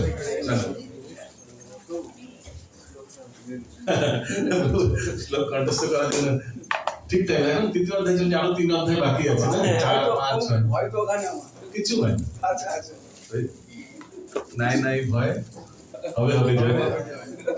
তৃতীয়দের যে মানে শ্লোকগুলো ওগুলো কি পাঠাতে? হ্যাঁ, তো প্রথম ইউনিটে যেগুলো পাঠিয়ে দিন সবগুলো, মানে দ্বিতীয় ইউনিটে এখন পাঠাবেন না, দেওয়া হয়নি মানে, হ্যাঁ দ্বিতীয় ইউনিটে পাঠাবেন। হ্যাঁ, রেকর্ডিং বন্ধ করে দেবেন।